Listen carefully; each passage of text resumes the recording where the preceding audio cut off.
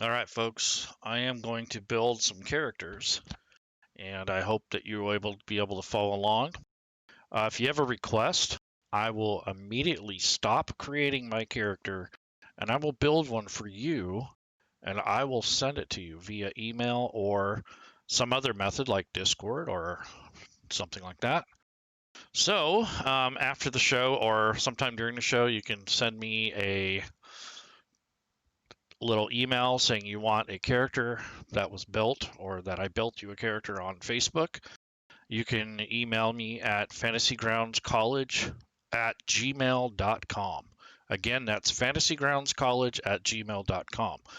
If you are not viewing this live and you still want a character built, I will extend that promise or that wish until Christmas. So if you want something built, send me a message on fantasygroundscollege.com. I'll return your message with said character. So if you want a specific character built, send me as much details as you can. And this would be a D&D 5e or 5th edition character. So I don't have access to a lot of the other rule sets. So if you want Pathfinder or some of those other things, I'll look into that. But as far as the D&D 5th edition rule set, I can do that. It shouldn't be a problem. I will send you the XML file so that you can use it in one of your games or use it as a model to build your own, however you want to do it. So I guess I will start building a character based off of what I want to do. And if anyone comes in the stream and you guys want to have a character built, or if you want something specifically shown, we can do that. Again, this was not rehearsed. This is not planned. I just come on the stream just to share what I'm doing. So, first things first. Down here in the library, it is assumed, and this may not be for everybody, but it is assumed that you have a license, at least a standard license, and maybe you might have the SRD or some of the basic rules. As long as you have those and a license, you can sort of follow along. However, you'll be missing a lot of the features and some of the supplemental stuff. As you can see, I have a ton of books loaded here. At the worst, or at the least, you want to have the SRD. The next set of books that I recommend, if you're going to go beyond that, is the Player's Handbook, which I have loaded.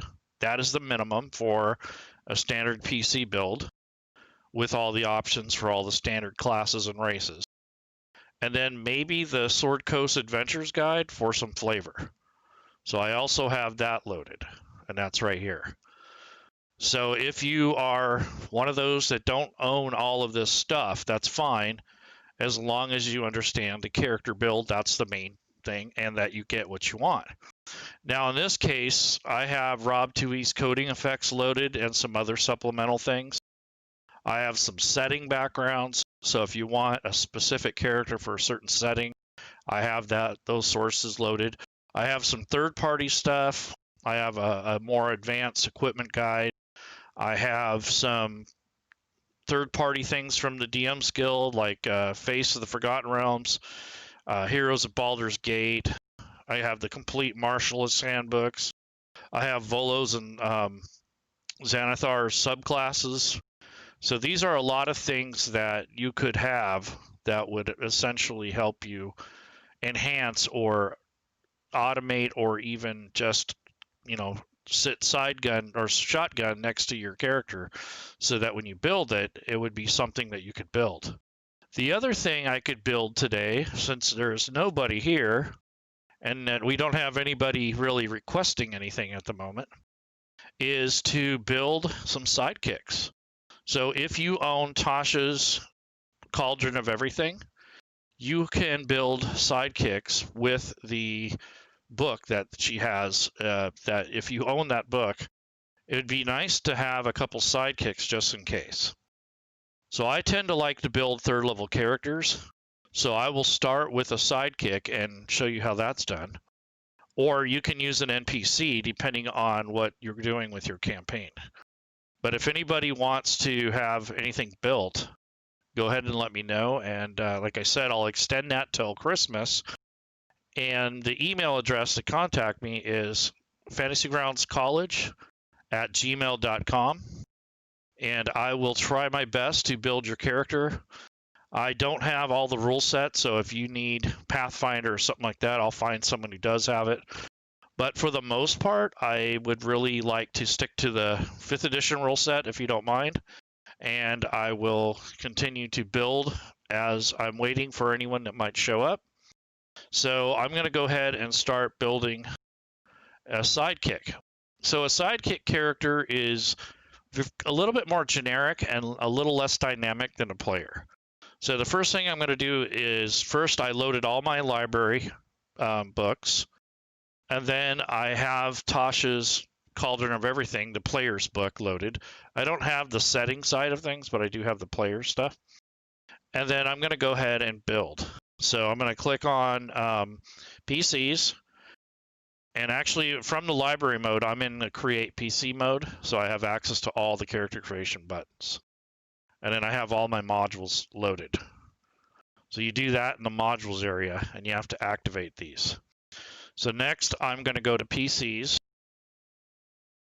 And as you can see, I already have some characters built here, but I don't have any sidekicks. So Lady Shell had mentioned that maybe I want to build a few sidekicks, so I'll start doing that. So I'm going to hit the add item, which is to basically create a new character.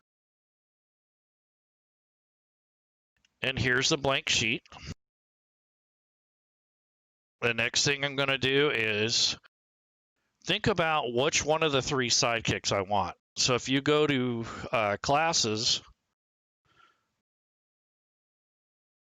and you actually narrow this down to just Tasha's, you have some basic character builds, but then there's also a sidekick thing that you can build with your races and classes. So let's see, Xanathars. Okay, let me load the. I might have to load the other book, so let me go to Tasha's. Those are classes that we're going to pick, basically. So we can pick any background, pretty much any race that's humanoid, and build from there. It's really hard to build a non-humanoid character into a sidekick. It's easier to do that as an NPC overall because of the assets and what you may have. Now you can build anything you want, but you have to basically keep up with all the different changes and such, and you have to have all the automation for it if you want to do that. But for the most part, I'm going to just build these sidekicks, and hopefully it'll be easier to... Right now I'm waiting for the modules to load up. I have so many that it takes Fantasy Grounds a couple of minutes to churn through, well, at least a minute to churn through all the content I have. So if you have a lot of content, just be aware it's going to take it a bit to load. Okay, so now what I'm offering is that you will be able to request a character. For right now, I'm going to build a sidekick. So if you want to watch that, then that's fine. If you want a character built for the 5th edition rule set, then you can request one right now. So if you are online and I'm in the middle of something and you want something created for your campaign, I will build it for you. So that's just one thing I'm offering while I'm doing the stream. I'm really not doing anything particular, but kind of showing off character building in Fantasy Grounds. So I need to find Tasha's. And I did load the player side, but I'm going to also load the Tasha's Cauldron of Everything, the actual book, which is more of the DM stuff. Okay, I went ahead and close that. I'm closing this. And now I'm going to look at classes. And now here we go. Here's the NPC, or the it's player character, but these are your options. You have an expert, which is like a rogue or a bard. Spellcaster would be usually a wizard, you know, anything like that, like a cleric or a warlock. And then warriors, all your martial types.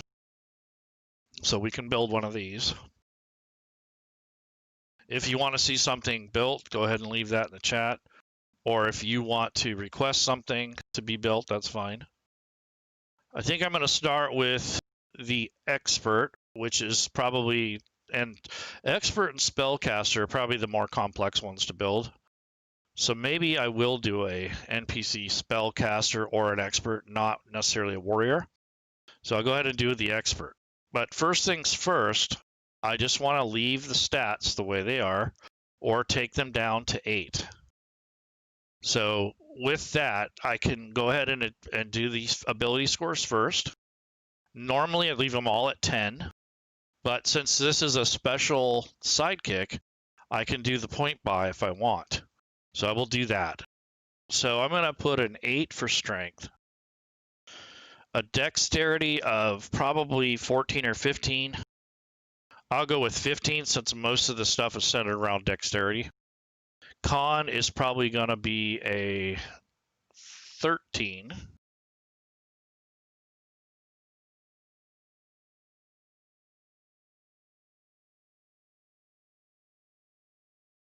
Charisma, probably at least a 12. So 15, 14 should be... Actually, I'll make 14 on con.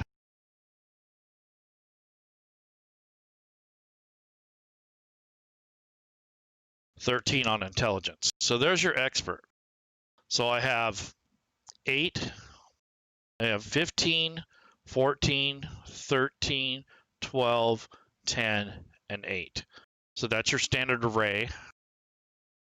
And that's based off a point buy system. Now what I'm going to do is pick a background. So I'm going to pick a background that makes sense for an expert. So it doesn't necessarily have to make sense, but it really helps to flesh the character out. So I have a ton of content loaded. So what I'm going to do is create an expert that is based on a setting of some sort. So in this case, this particular person or NPC was at one time possibly a pirate, or maybe they were some sort of, you know, specialty type creature, or not creature, but NPC in a town. They may have been an ex-soldier, smuggler. So this person was at one time a, let's say a person who looks for people. So an urban bounty hunter. So almost like a detective or a cop. So this guy gets insight, persuasion, stealth, and deception. So you can pick out of those when you create this. So I like that. And then you get thieves' tools, you get one instrument. So this kind of makes sense for this build. And then you have a feature called ear to the ground, where it's, you know, easier for you to get information, things like that. And then you get to start with a pouch, 20 gold, and some clothing appropriate to your duties. And then it has its own background tables. So I'm going to go ahead and drag this over. So all you have to do is pick whatever your background is going to be, drag and drop it. And now it's asking me which 2 of the 4 do I want. Well, I definitely want persuasion and probably insight, because I want to know if people are lying, and I want to be able to persuade people of what I'm saying, or I can be good at lying and figuring out if people are lying. So that's just a matter of, you know, taste, but I think persuasion's a good one to have. And don't forget, you get some class ones too, so I'll probably get stealth anyways from the build that I'm going to choose. So I'm going to go ahead and risk it and pick those 2. And they're already added to my sheet, so I don't have to do anything. They've already been considered as trained or proficient. So that's that. The next thing is I'm going to add a Sidekick class, which is up here. under classes, and you have to have the Tasha's Cauldron of Everything, the main book loaded. The PC side are only the changes that were made for player characters. But if you want to build from Tasha's the sidekicks, you have to use the DM side. So I guess players are not really to be building these. These are for almost like building NPCs for the campaign. So I have an expert character. He's a bounty hunter. He has pretty good stat, and now I'm going to pick his race. So that is another thing that you might gain some abilities from. So I know if you pick a half-elf, you will be able to add an additional ability, plus you'll get a increase in one of your stats probably, and then you will also get a additional bonus. So I think I'm going to pick a half-elf because they blend in the best. And I think that some of the other races might be better at some things, but I think overall a half-elf is going to do really well as a bounty hunter. And if they need to disguise themselves and such, it'll be a little easier. So I'm going to go ahead and pick the race, and I'm going to pick half-elf or half-elf variant. Just depends on what you want to do. So I'm going to go ahead and pick a race.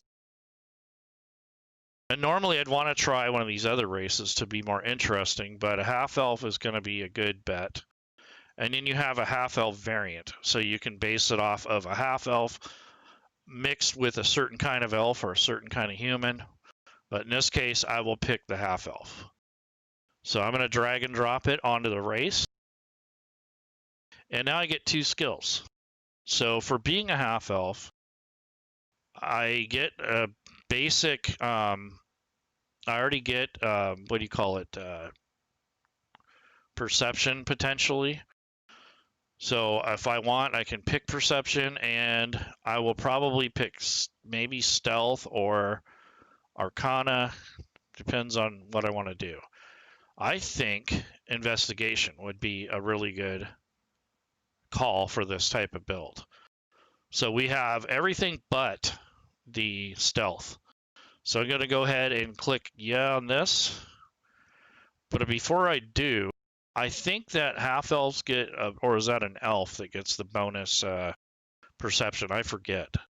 So I might have to be careful with that and build something that,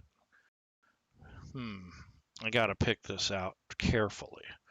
Okay, so perception might be out, and I might go with acrobatics. Got to have something physical to help them around. So let's go ahead and click OK. And now I get to pick from these ability scores, and I get to pick 2 of them to increase. So on my main tab, I would definitely want to do dexterity, and I can do con, intelligence, wisdom, or strength. I think I would do strength to offset some of my penalties, but it's still going to be -1. I think if I go to Constitution, I'll get a bonus point there, so that'll be good. Or I could go to Wisdom so that my other checks are better.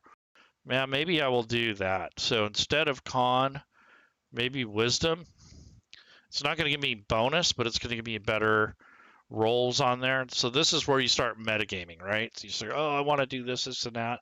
So my guess is Intelligence, because, well, excuse me, Wisdom. So I want his Wisdom rolls to be a little bit better chance to pass things. So I'm going to go ahead and hit OK. And that should give him proficiencies in those a little, and also give him the chance to have some versatility. Okay, so we already get 1 type of gaming set, musical instrument, and thieves' tools. We get a choice of languages. We get common and elvish, so I'll have to pick one of the languages. So if you're just now tuning in, if you want a character built, let me know. If you want something built specifically, I can do that for you, and I can give it to you after the stream if you like. Right now I'm building a sidekick, and it's based off an expert. So I'm building this out of the Tasha's Cauldron of Everything. The theme that I'm using right now is the new Ice theme. It's available on the Fantasy Grounds store. and it would be under like the art packs. If you already have the art pack subscription, you'll get this as you update. This will come in, but this is the winter theme that Josh just put out. And then as far as the library goes, I got a ton of books loaded for the 5th edition rule set. So if you need something specific built, or you want a model or a copy of it or whatever, I can send that to you. It's fantasygroundscollege@gmail.com. Again, that's fantasygroundscollege@gmail.com. Okay, so now that we have that, we have the stats first, and then we did the background second, and that's important that you do it in this order. And then half elf was the third, and then the last is we're going to pick the class. The reason we do it in this order is, one, you have your ability score set up. That's the first thing you do. Whether you roll for them or do a point buy or just manually enter them, however you do it is fine. The reason we do background first is because it already gives you a choice of 4, and you get to pick those, so you have less of a choice. But then when you pick half elf, you also get to pick things. And if you have a background that only gives you 2 skills, you don't have a choice when you choose that. So when you have a half elf come in, you do have a choice. So that's why we do that in this order, is mainly because of the half elf variant, and the new racial variant. So that's why we do it in this order. The next step is class and level, and that's what this window is that's popped up right here. So when you click on this magnifying glass, it actually brings this up. I'm going to drag and drop the class. In this case, it's out of Tasha's Cauldron of Everything, and this is from the DM's book, not the player side. And I picked expert because that's what I'm building this around. It's more of a dexterity-based type character. So now I picked the expert, and I get to get 5 skills. So this is awesome, but my hit die is only 4. So it's very low on hit points, and that's one reason I opted to get the con bonus, is because of that very reason. Now the skills that I get are pretty large, so I can see that I'm going to have quite a bit to work with here. So I definitely want, let's see, history. So if you're going to be an expert, you want that.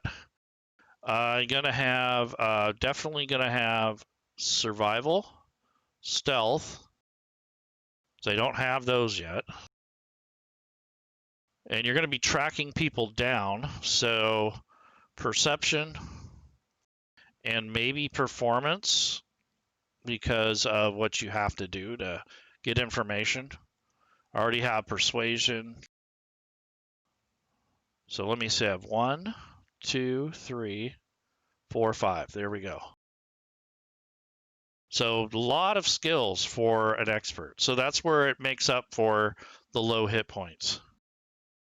So if anybody wants a specific character built, or if you guys are curious about how something should go, let me know and I'll go ahead and do that.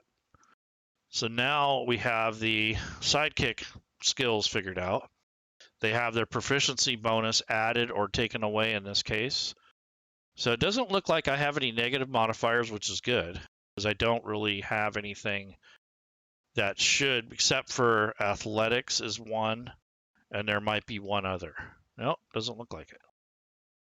So it looks like anything I have that's bad is offset, or that the only thing is athletics, so I'm not going to be very strong. Okay, so before I do anything else, I want to check over what I have here. So I have a base armor class of 13 because of my dex. I have all my ability scores, background set. So one thing I do is I'll pick this background up here, and I will drag and drop this little pin on the top left corner. So I just did a drag and drop to the hotkeys below. That way I don't have to look for this again. Same thing with this little pin here on the right-hand side of the use box. put that there in case I want to go back and look at the chart. So the chart will tell you all the different things. So you have the expert, and then there's a table. And then there's a bunch of things in here that explain what you start with and that sort of thing. So it's a little bit less than a player, but it's pretty awesome. All right, so now that you have this, now I'm going to level it up. So I'm not going to add any equipment yet. I'm going to go ahead and add a couple levels to it. But right now it seems that this particular character is pretty much, on its way to being built. I need a choice of languages. So I have Elvish and Common. I could pick Dwarvish, but I think I'm going to pick either Abyssal or Infernal. So I picked Infernal. That's a devilish language, and in case I get involved with the occult. So that's something I thought of when I was building this particular expert build. So he's a good bounty hunter, and he's kind of learned and understanding the occult. So that's basically why I got that. Now the other thing is you get bonus proficiencies because you get light weapon, and if you're humanoid, you get a simple or martial weapon in its stat block. It gains proficiency with all simple weapons and with 2 tools of your choice. So that was part of why you got this. So you get light armor, 2 tools of your choice, and choose 2 from among one type of gaming set or musical instrument, and thieves tools. So I'm going to get thieves tools for sure, and I will probably pick a gaming set so I can gamble or fit in with some sort of poker game. And then 2 tools of choice, so we'll have to decide what that's going to be. And then I have the Fey ancestry of being a half-elf, so that's cool. And then you have this helpful, which means you get the help feature, and it is a bonus action. So if on here where it says help, I'm going to put a B there because that's a bonus action. And then it says cunning action. At 2nd level, which we will get there, you can take on your turn. It can be dash, disengage, or hide. So hide is going to be a bonus action potentially.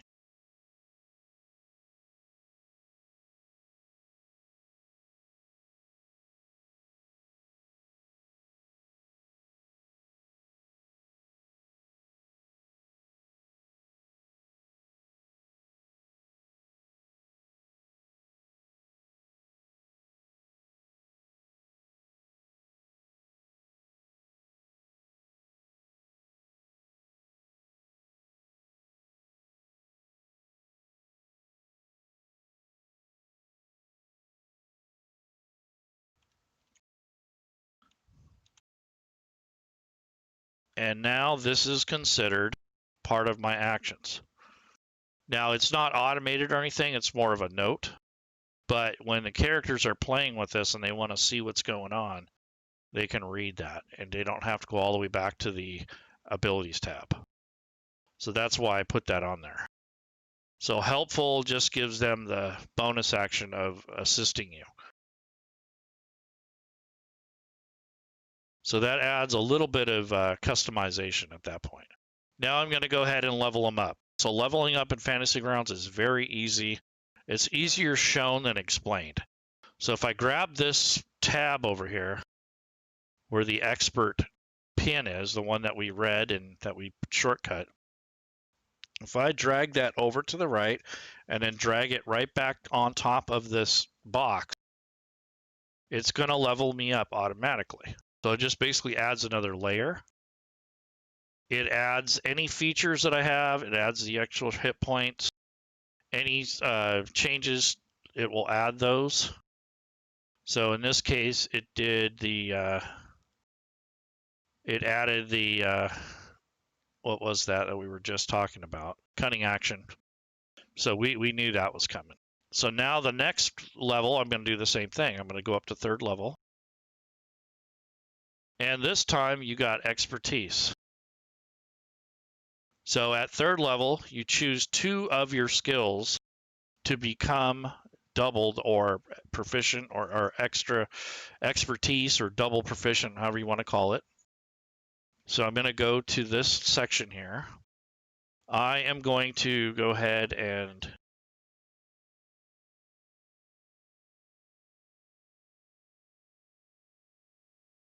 okay, I'm going to go ahead and take on, let's see, I want the investigation to be double proficient. So what you do is you click on this yellow star, and now it's 2 little stars. And then I'm going to also do stealth. So both of these would be helpful in investigating. So you get 2 proficiencies, it's double bonus, and that's how you create that. So it doubles your proficiency bonus is what it does, and it adds it in automatically. So when you make those checks, it helps. So that's basically how to level up. And then when you look at this third level, you get +2 proficiency bonus and expertise. So that's all it covers. And then at 4th level, you'll get an ability score improvement. 5th level, you don't get anything. Then at 6th and on up, you start gaining more things. So now he's a 3rd level sidekick. And this is the expertise build. So if you want to build an expert, this is the way that you would do it.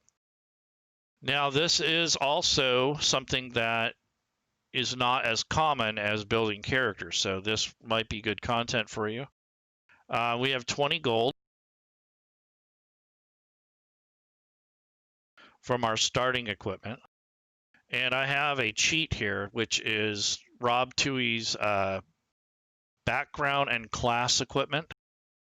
So if I enable parcels, which is the next one up here, I can pick one of the parcels that best suits this particular character. If this was a standard character, those inventory items would have been thrown on here already because of a plugin and a module that I have. But in this case, I have to do it manually because it is not a class covered in those particular parcels.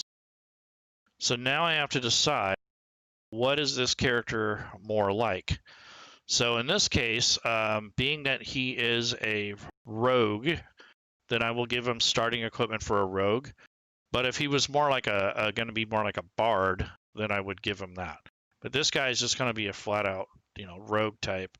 He's not going to have spells, in other words. But if he was a spell thief or something like that, I might do that. Or what they would call a arcane trickster. So I'm going to go ahead and give him the starting equipment for the rogue. So on the inventory sheet, and I'm using the 5e background and class equipment bundle. So this is an add-on. This is not something that's included with the basic Fantasy Grounds DnD5e rule set. This is something that was created. And this is more of a convenience thing. It's not required. So here we have the rogue.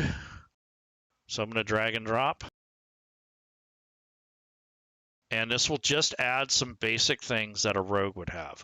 So that includes armor, equipment, things like that. The other thing is the background equipment. So I chose a bounty hunter or an urban bounty hunter. So urban bounty hunter is right here, and there's the gold. So I'll just leave that because he's third level, he's not first. So I'm going to drag and drop the urban bounty hunter equipment over here, and it adds whatever it's going to add. So now when you look at the abilities, you get light armor, which we have as leather, 2 tools of your choice. So we have thieves tools, and then we'll have one other.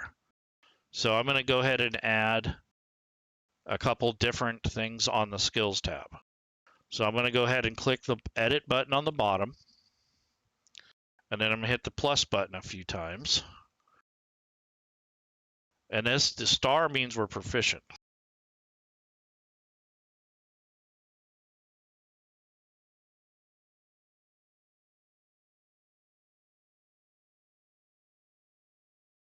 So Thieves Tool, when I click on here, it will reshuffle, and it's based on dex.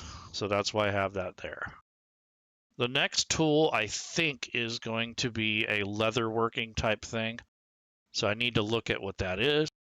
And I'm going to put that on his sheet as well. So I'm going to look up the items tab. I'm going to type tool.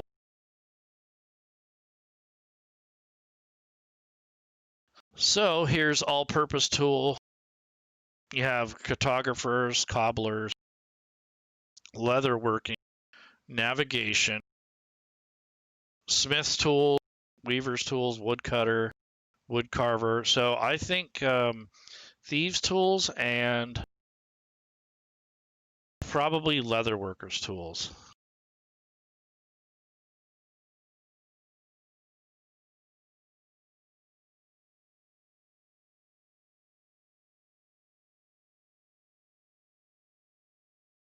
Leatherworking is probably dex based, but it could also be based on wisdom or intelligence. So however you think it makes sense. So I'm going to do an intelligence roll when I do this, or I can change it to a dex roll depending on what you're doing. So you can change that as you go if you need to. Now the next thing is another type of tool. So I get thieves' tools as a kind of a bonus thing, and then I get 2 tools of my choice. So thieves' tools is a tool, but I get another tool in addition because of the class or the sidekick class. So I think I want to take sculptor's tool, no, jeweler's tools. That's kind of cool. So I'll do that.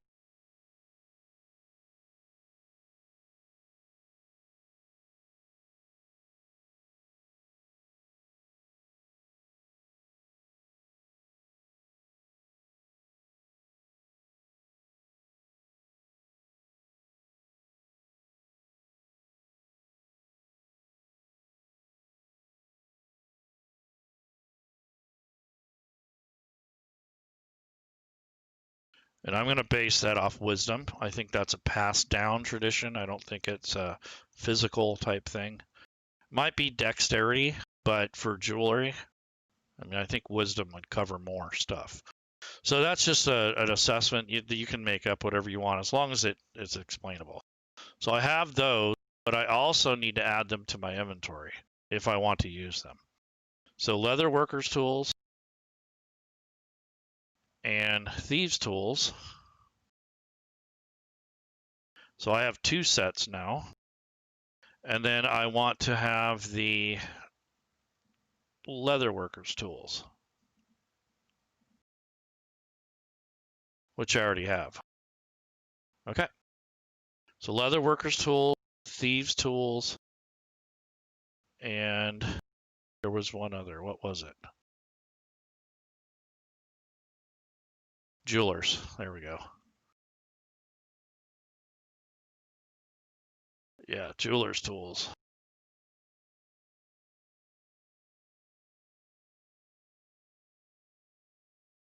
Okay, so a whole bunch of tools.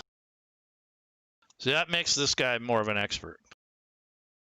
More skills, more tools, more things to work on. All right, so the next thing is going to be some organizational things. I've already added some of the automation. I have all this main stuff filled out. So it looks like he's coming along quite well. It doesn't necessarily have to be a boy. It can be a girl too. So bonus proficiencies, we did that. So you get 5 skills and a proficiency with light armor. If it's a humanoid or has a simple or martial weapon in its stat block, it also gains proficiency with all simple weapons and with 2 tools of your choice. So that's cool. So that's that. The short bow is now going to have a 2-handed use. Rapier's 1 hand, a dagger's 1 hand. He's got at least 1 dagger, but I'm going to actually give him 2 in case he wants to throw one. And then he has this rapier, and then he has a short bow. And his short bow has 20 arrows. So I'm going to go through his equipment now and see what he's got. So here's the 20 arrows. There's the quiver. So I'm going to type quiver next to the arrows. When I mean next to it, I'm talking about the line where it says location. I'm going to edit the backpack. I got rid of the word empty, including the spaces after. And now I'm going to put these ball bearings in a pouch.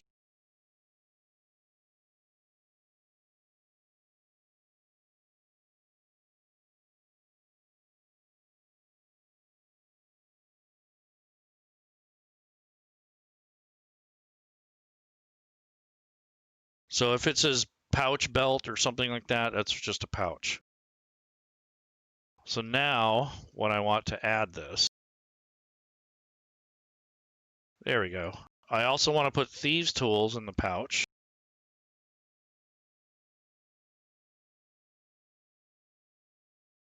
I'm going to put this 10-foot string in the pouch.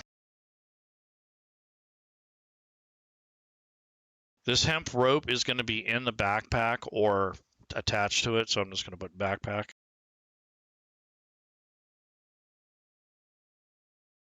The tinder box is going to be in the backpack. Water skin will be attached to the backpack or part of it. The leather working tools backpack.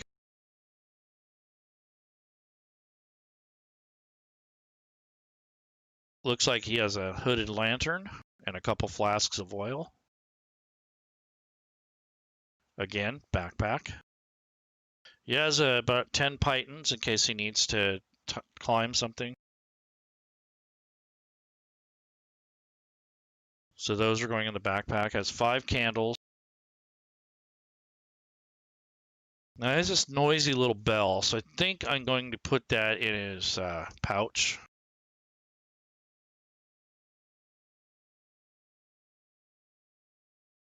He has a crowbar, 2 daggers, a hammer,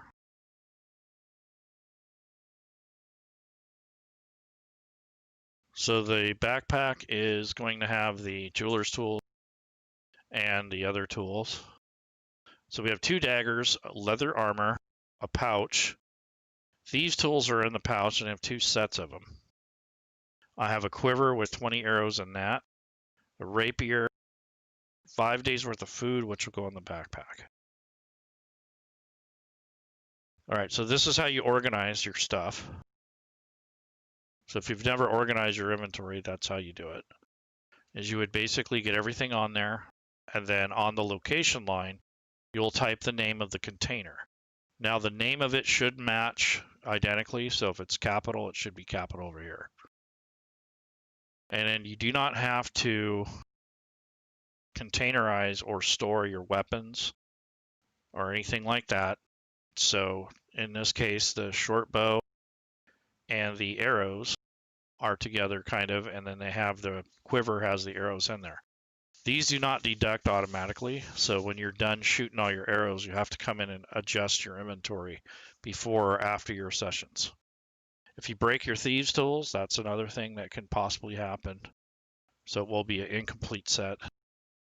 Your rapier, it doesn't have to be stored, and your short bow doesn't have to be stored. So these are equipped. So you have these little equipped icons, which look like a chainmail shirt.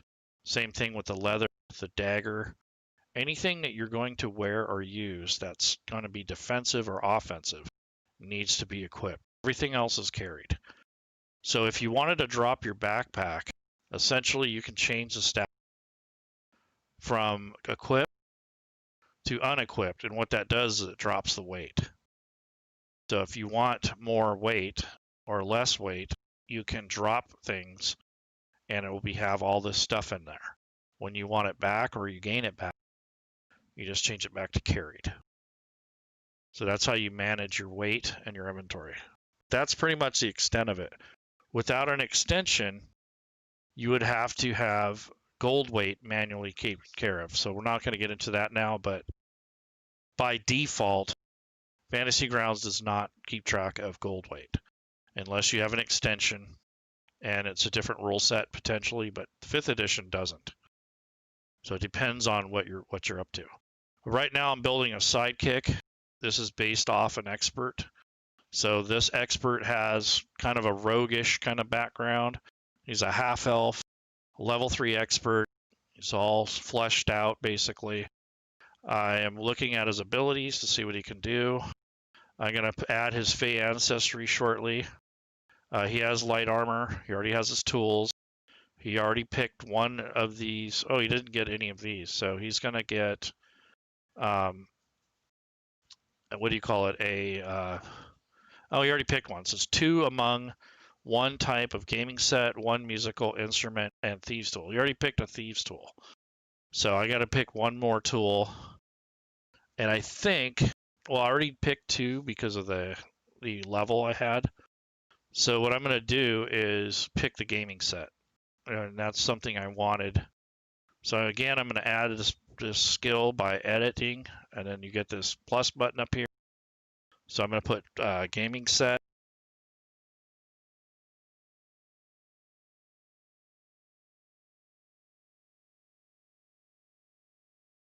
This will be cards.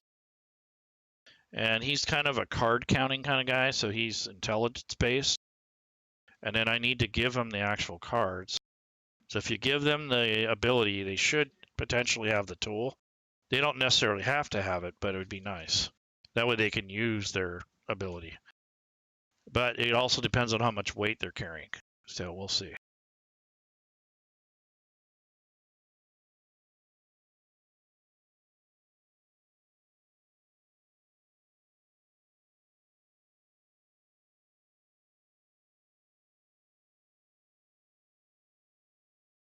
There's some marked cards and Taroka cards.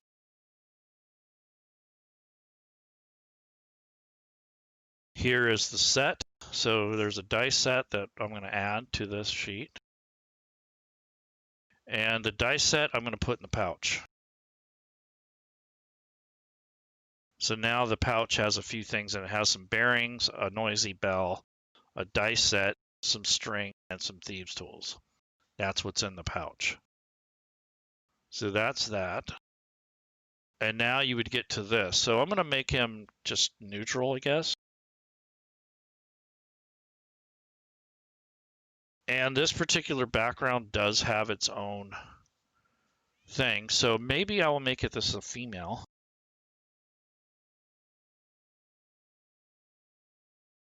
Probably looks about 22 in human terms.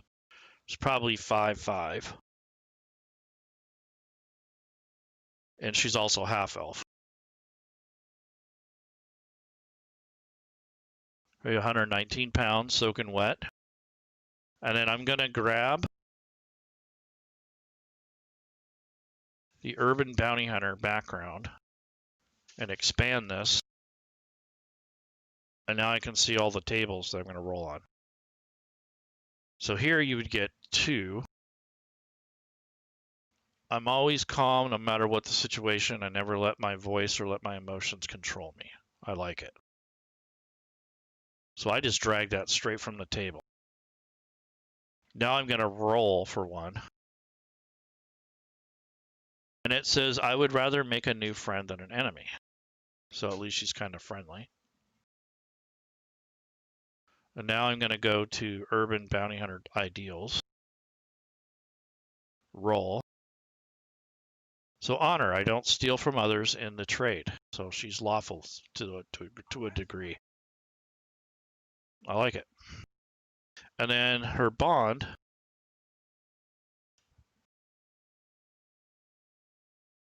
I will become the greatest thief that ever lived. Let her dream.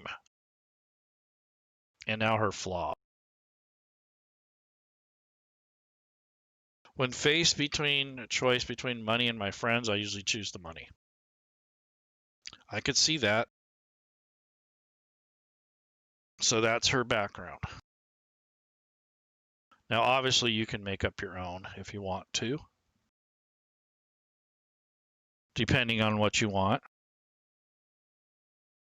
Hey, Sidane, just want to drop in and say hello and thank you for putting in the extra effort you've been putting in over the holidays. You are awesome. You're welcome, Sidane. I'm actually working on a sidekick if you need something built. If you want me to build you guys a character, I'm willing to do that now.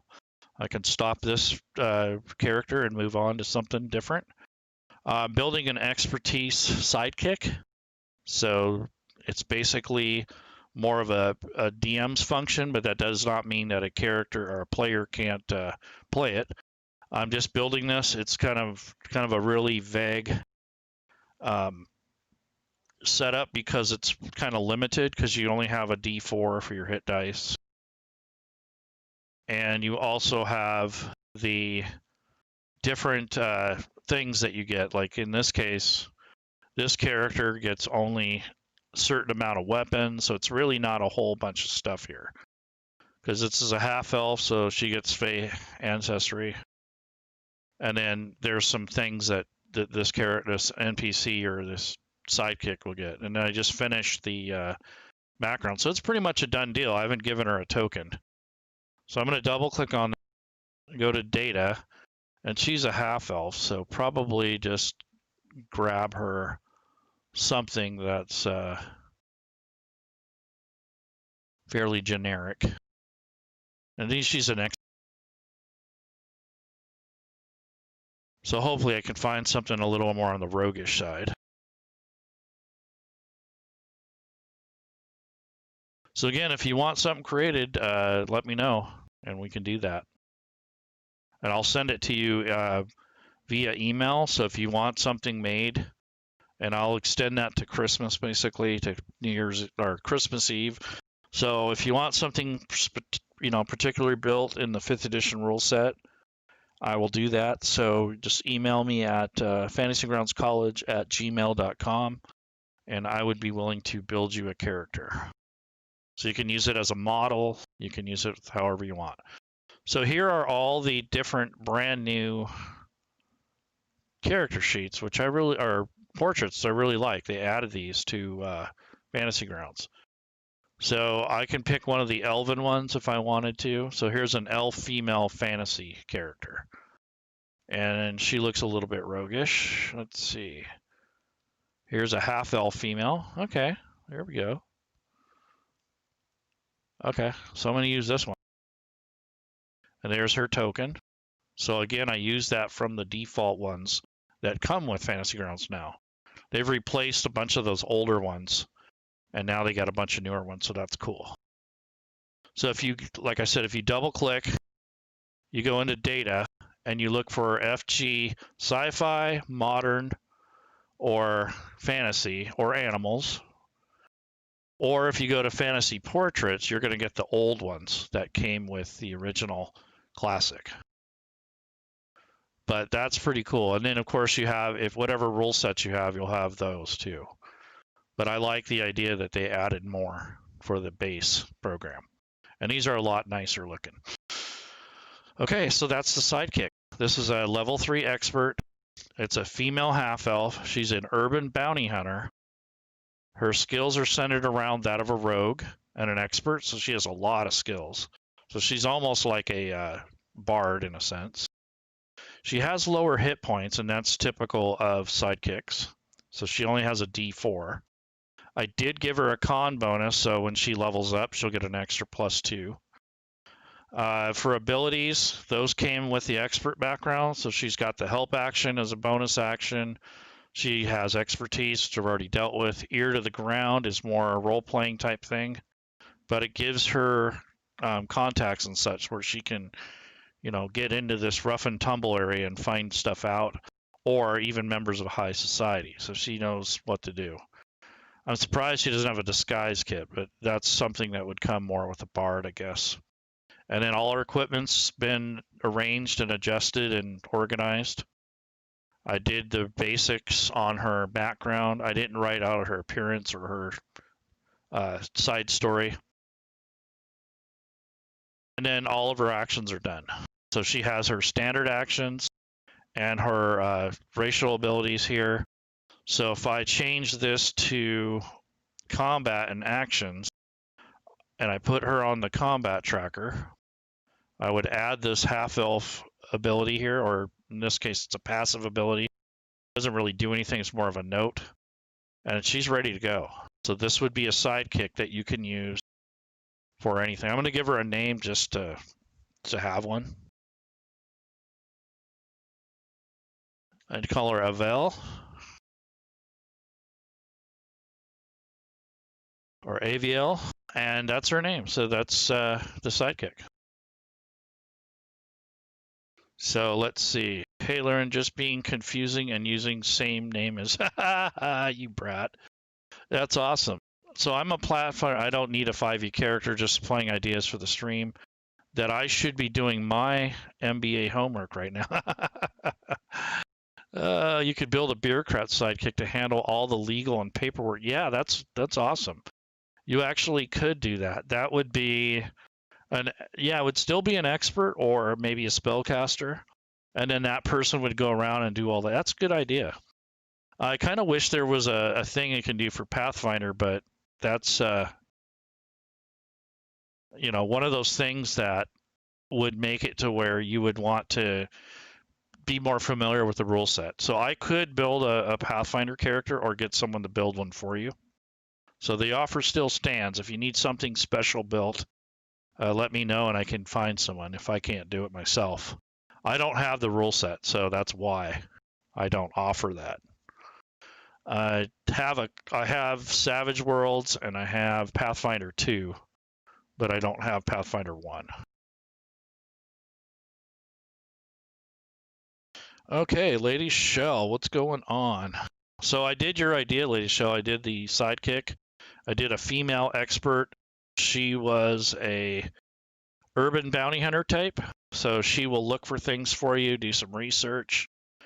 As Sedaine had mentioned, maybe she does paperwork. She has the skills, so she has, let's see, she has history, insight, investigation is her specialty, perception, performance, persuasion. She doesn't have sleight of hand, which might have been handy. She has stealth, survival, and all these different tools.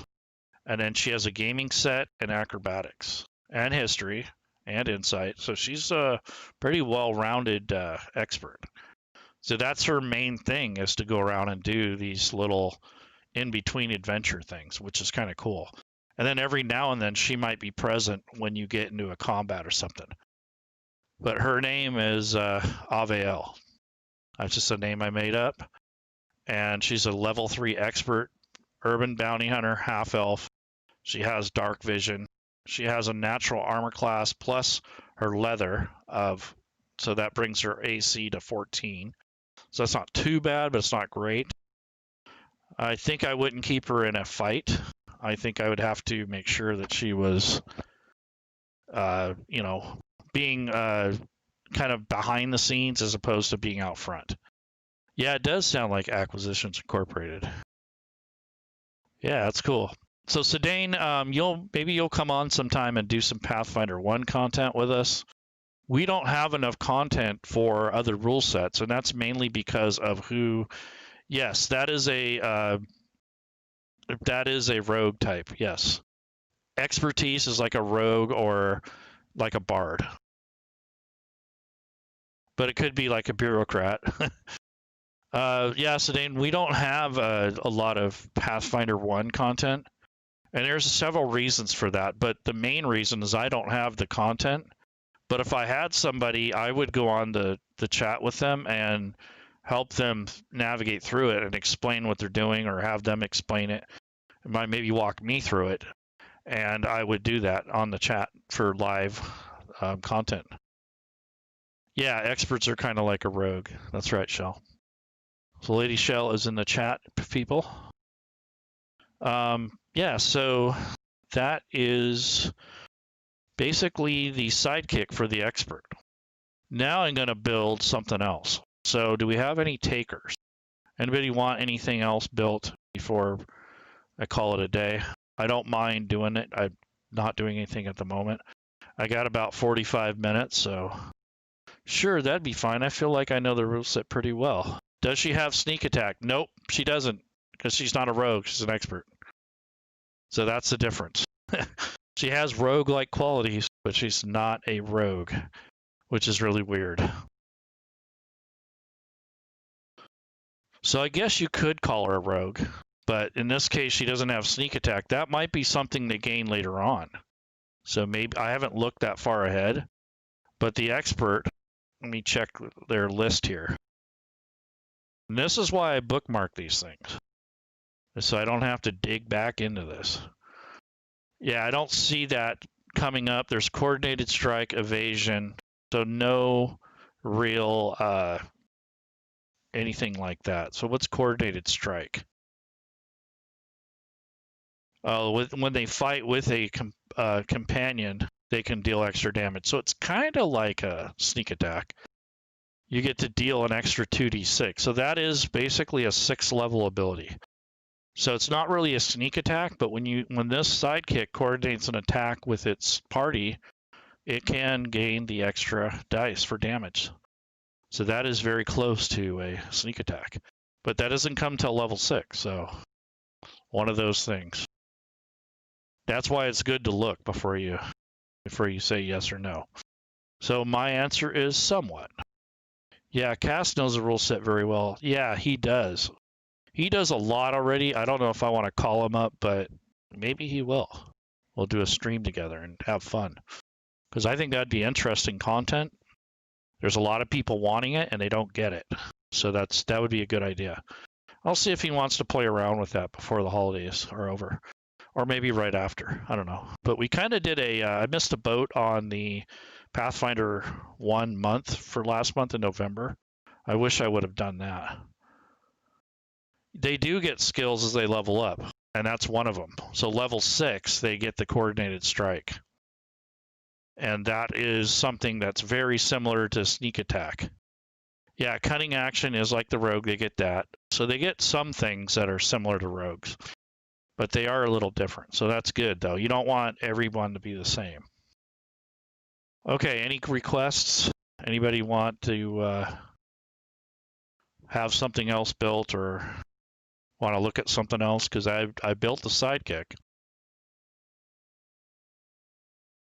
And I guess it's stored here in the character selection.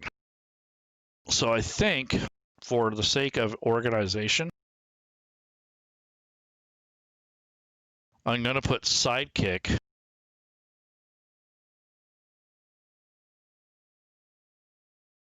Avail. That way, if someone wants to pick it, they'll see that. That way I don't get confused with the regular character. Yeah, it is. But they have to limit the sidekicks because they're not full characters. They are a sidekick. So it's more like a half-level character in a sense. So whenever you're, 5th level, they might be 5th level as well, but they're operating like 3rd. And the only thing that makes them 5th level is their proficiency bonus, their hit points, but they have a 1d4, which balances out. I think he was too busy teaching. Yeah, maybe. I might have been too busy. But the sidekick basically is like a character, but to be honest, with the lower hit points and the accessibility to some of the same functions that the base class have, I really think that they are kind of I wouldn't say dumbed down, but they're kind of a generic kind of offshoot of a class or a base class. And in that, they don't get specific training or adventures. So the ones that do have training, like the expertise, is mostly going to be doing that kind of stuff and not necessarily fighting. The fighting is the last resort. The sidekick is going to be someone you want to protect or somebody that needs to get out of the way. And then they're pretty much operating 2 levels below what their counterparts would be. So even if they're 5th level, they're basically like 3rd or 4th level in overall stature. So that's kind of how they're set up. Yeah, thank you, Shell. 10, yep.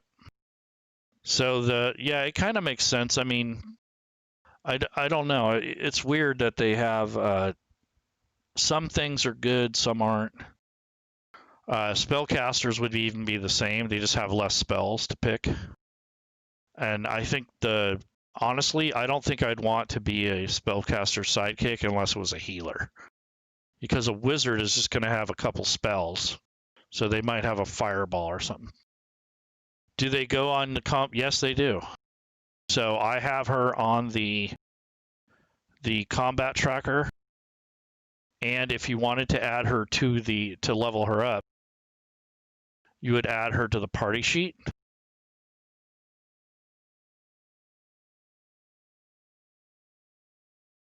So absolutely. So she's on the party sheet now. She's part of the group. I think I would call her in when we're exploring, but when it comes down to, being inside of a dungeon or something like that, I don't know if I'd bring her along unless I didn't have anybody else. This would be good for a solo adventure. So if you were a warrior, maybe you have this little sidekick that just uses her missile weapons and she tries to stay out of the way.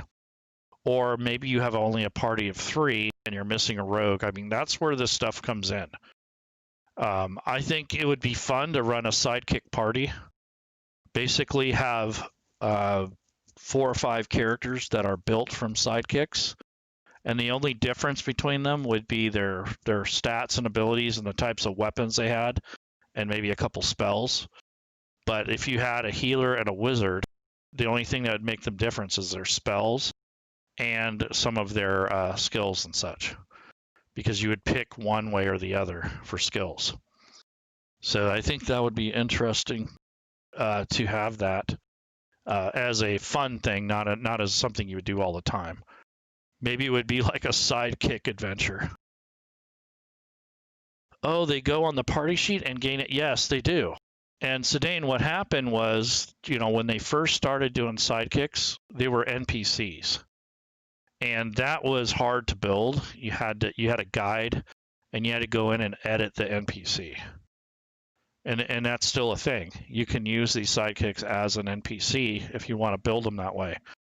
But in the new thing, the biggest rant of this new Tasha's thing is that they're introducing them as a player character. So if you have a solo game and you wanted another person to help you, you could technically run your character and then the sidekick as the NPC. And so would the DM potentially. So if the player is not experienced enough or they're overwhelmed, you could play that as a sidekick. So that would be a good use of that. Or if you have a party of 3 or 4 and you're missing a character for a session or 2, you can bring in the sidekick and say we hired him at the bar or something. He's just a muscle. So we have some guy that just soaks damage. So that would be a good use for sidekicks. So I guess we can call this a sidekick character build. Yeah, it's a good game balance too, because that character would not be top dog. They don't have all the skills and all the fancy stuff. They just have some basics and they have some skills. They're highly skilled, so they're really well rounded when it comes to role-playing, exploration, puzzles, those sort of things. But when it comes to combat and actual fighting or avoiding disaster, they're kind of hard to, deal with because they have low hit points. They don't have access to a lot of the features that the classes do. So it's kind of a dumbed down character. Like I said, they operate a level or 2 below their actual level. Whereas NPCs tend to operate a level or 2 above. And that's because of their skills and such that they have access to. So it's kind of weird how they did that. But basically, the NPC stat block is the first thing they introduced for the 5th edition rule set as far as sidekicks. And that included animals and creatures. But when you actually do an NPC sidekick that's a player character format, it is very difficult to build a strange beast that would be a character, because you'd have to manually create all of the traits and such.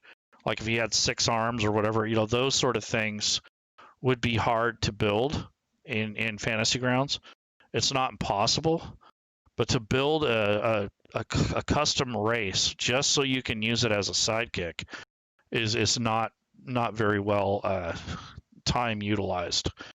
So it's better if you have an NPC that is going to be used more like a humanoid of some sort.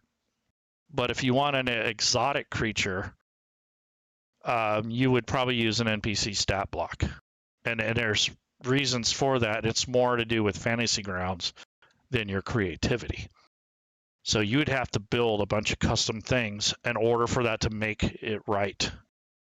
So if you wanted to do a custom creature that was a PC stat block, you're not going to have those building materials. You're going to have to do all that manually. And that's a lot of work for a sidekick. So it's better if you use the sidekick PCs as you would a character for the most part. And if you want something really exotic, more like a pet or like a creature, it's probably best to go with NPC.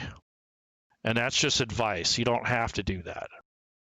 But the problem is that when it comes down to race, when you build that character, do you have a background that's going to fit some weird exotic creature? And do you have the race built? Because if you don't, then you're not going to be able to drag and drop that over. And all the stuff you do is all going to be manual, and you're going to have to track it and all that stuff. And there's nothing wrong with that, because you would do that at a table anyways. But if you want to use Fantasy Grounds efficiently, then you would have to build that. And that takes a long time and a lot of thought and balance reasons. So it really, and that would be true of any rule set. So if you're going to do the same thing in Pathfinder, you'd have to think of that too. So it'd be very tough to just build something without thinking about it. You know, it wouldn't be worth your time usually. So that's what you got to look at when you're creating content. Is it worth your time? Is it going to be something you're going to use once, or are you going to use it continuously? Or is it going to be something that you're going to make a module with? So I really think if you built a module with some sidekicks in there and you customize them, that would be great. Can you demo the spellcaster? Sure, Mike. So the spellcaster is just going to be either cleric-based or wizard or whatever you want to base it off of. So what would you want to base it on? Because a spellcaster could be any number of things. So I'm going to bring up a PC sheet. I have a whole bunch of content loaded, and I'm going to hit the plus button, which is add item. Now I have Tasha's Cauldron of Everything, and I have the DM side loaded, because if you don't, you're not going to have access to the class. So you go to classes, you filter it to D&D Tasha's Cauldron of Everything, and then there's a D&D Tasha's Cauldron of Everything players. So you want to have the regular one. Now I'm going to build the character just like I would a regular one. I will use the point buy, and I want you to think, what type of spellcaster would you want, or what would you want to make it closer to, a healer or a wizard or a sorcerer, you know, those sort of things. We don't have a lot of flexibility, but when you pick your skills and your ability scores, we kind of want to think about that. So before I plug in any ability scores, what type of caster do you want to model it after? Do you want it to be more like a healer, a wizard, a sorcerer, or something in between, maybe like a bard or something? I don't know. But you need to have that in mind when you start off. So Mike, what do you want to do as far as a character build? Hey, Lady Shell. So I will demonstrate this because it's pretty much all the same thing. It's just that when you start building, you have to start with your ability scores. So if you want more of a wizard base, obviously you're going to want to put more points into intelligence. If it's going to be a warlock or a sorcerer, you're going to want more charisma. And if it's going to be a druid or a cleric, you want more wisdom. So those sort of things will change how you build your character a little, or your sidekick. So I want to optimize the character a little bit better. So if you can think of a subcategory that you would want this thing to be modeled after, that would be more ideal. Otherwise, it's just going to be a generic caster, and then we're going to have to, you know, figure out what spells to divide amongst it. So we have to decide how to do it. in front. So we kind of want to know, we're kind of front loading it so that when we build it and it goes further along, we're not going to have to go back and fix it. Because once I start adding stuff, and if I decide I don't like it, it's hard to go back and change it. I have to start over. Unless you're using the character builder, and I don't know if that's been tested with Sidekicks yet. So we need to pick either a healer or some sort of point buy, like drop 46. Yeah, we can do that too. We can do the 46, drop the lowest. So what she's saying is she's tired of point buy. The only reason I'm using point buy because this is an NPC, or basically it is, and I don't want it to be overpowered in one way or another, but I could add a formula to do it. So I have one already on my list here. Down on the bottom, there's a formula. And what you do is you type it in the chat area. So it's /die.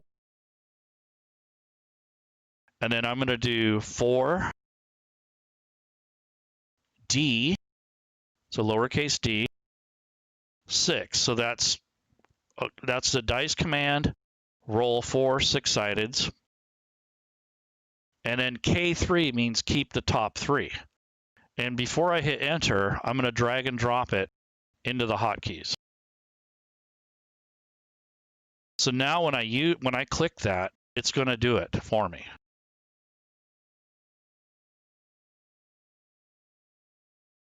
So we can do that method as well. Yeah, I prefer 3d6. Why not make it a wizard to specialize in one particular school of magic? Yeah, that's cool. We could do that. Okay, so we're going to build a wizard. Yeah, character builds don't exactly work that way, but when we choose spells and how he's going to operate, I think that a illusion-based character would be awesome, because that would choose the spells, and I'd have to have some charisma behind it, or wisdom, because it kind of has like a secondary function of your force of will. So let's think about that. So let's see. I'm going to roll the dice, and I'm going to do it 6 times. I'm going to temporarily close the combat tracker so we can look. And then I'm going to go ahead and click that formula 6 times. So I'm clicking on my stat bar or my shortcuts, and I'll click that 6 times.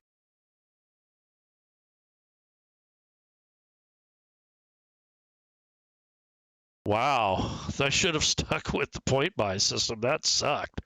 But there's my 8. That is almost, oh my God, that is almost the point buy. I don't get a 15, but you would have 15, 14, 13, 12, 10, and 8. So the 11 is replacing my 15. Isn't that wonderful? So I'm even worse off now. So I think I'm going to go with point buy, because I don't like that set of rolls. There was nothing advantageous about that. That was just a bad, I mean, those are average rolls. They're not bad, but they don't fit what I want. So boo-hoo. So I'm going back to my point buy.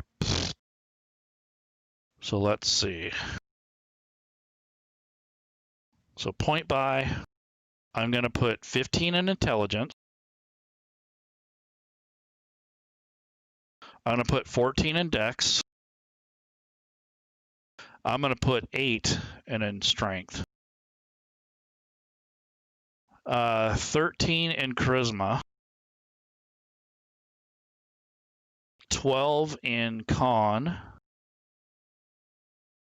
And 10 in wisdom. So those are basically my stats. I usually play clerics. Yeah, I hear you. Okay. So let's see. Now that I've done that, let's pick a background that's conducive to an illusionist. So I'm going to go ahead and pick the backgrounds. I think a charlatan would be fun. I think they are flashy and they like to trick people, or maybe a street urchin or something, but It's a way that you can manipulate people, and I think that it kind of goes along with the illusionist. And you also get deception and sleight of hand. So I don't see a problem with that. You get a disguise kit and forgery, and you can create a false identity to live under. I think that is perfect for an illusionist. Illusionist is all about secrets. Chicken dinner point by Jinx. Yeah, that's exactly it. So we're going to have a illusionist that has a charlatan background. So kind of a trickster, maybe a circus carny, something like that. So I'm going to go ahead and add the charlatan. And it automatically adds the items that go with that background. Except for the items, it adds the notations for it, basically. And now race. So I would like to have someone pick a race that would be good for the charlatan. Maybe a gnome, maybe a elf of some sort, maybe one of the newer races. I'm not sure. So how about a satyr? I like the idea of a satyr or some kind of fey creature. So anybody down for the satyr? Because they are very, very like that. They're more into charming and, you know, music and dancing around and performing and stuff. That might be a cool thing. So a satyr might do it. What's the red box? The red box is basically the highlight of the last thing you touched. So when you click on that, instead of just being a faded thing that you can't see, when Josh created this theme, wherever your cursor was left last is what it shows. See, if I click on wisdom, it stays lit up. If I click on max hit points, it stays lit up. So that's that. So would anybody agree? Maybe a kobold or a tabaxi or a tiefling, or maybe even I think a satyr or some kind of fey creature would be better off. The least I would say is a half elf, an elf maybe. I don't see a dwarf really doing this. Maybe a goblin, gnome, yes, they are definitely made for that. Half orc, not really. Hobgoblin, not so much. Human, yeah, maybe. It's kind of a waste, but human would give them a +1 all the way down though. So that might be helpful overall.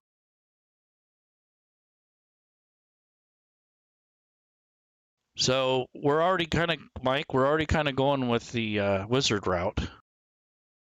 So if we do that, we're going to have to switch back to a cleric.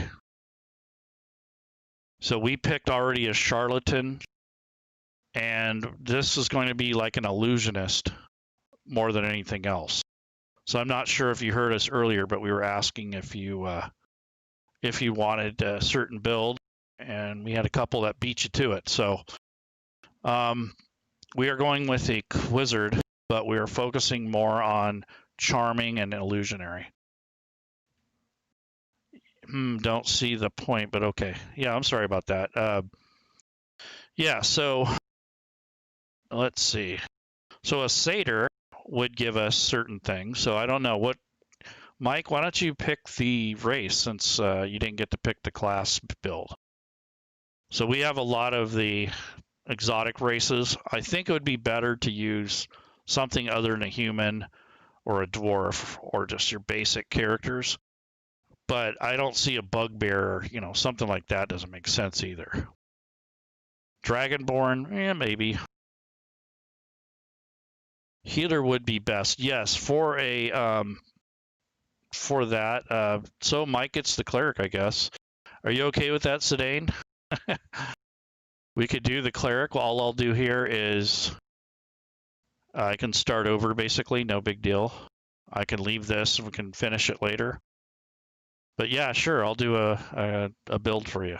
So I'm going to just plug in the same stats, but I want to switch them around.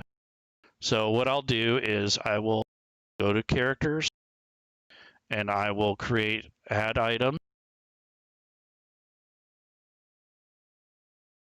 And I'm going to take all these stats and drag them over.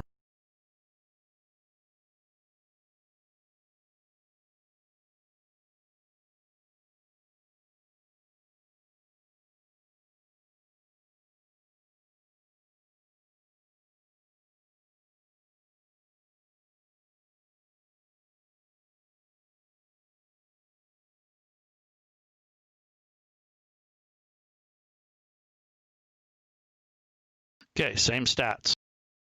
Now what we'll do is we'll pick a, let me label this first.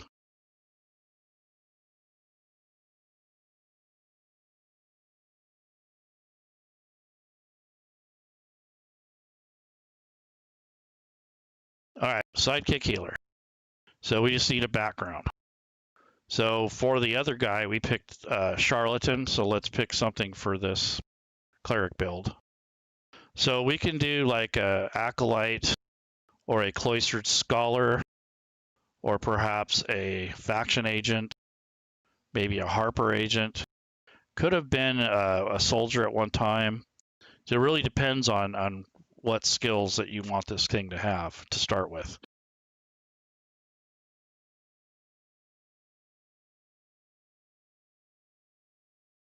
Okay, healer it is.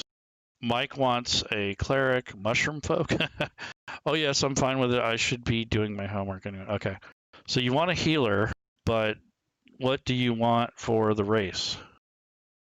Yeah, healer for combat, but what do you want during, what type of race do you want the healer to be? I mean, dwarves make good healers somewhat, humans, half-elves somewhat, even some of the more exotic races like the Celestials. But we also have to pick a background.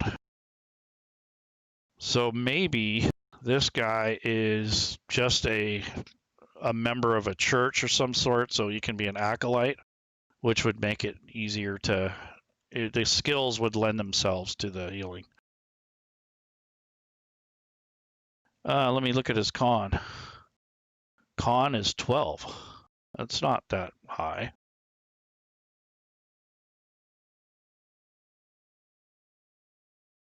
Con is 12, so I can change it from to an 8 and give him a higher strength.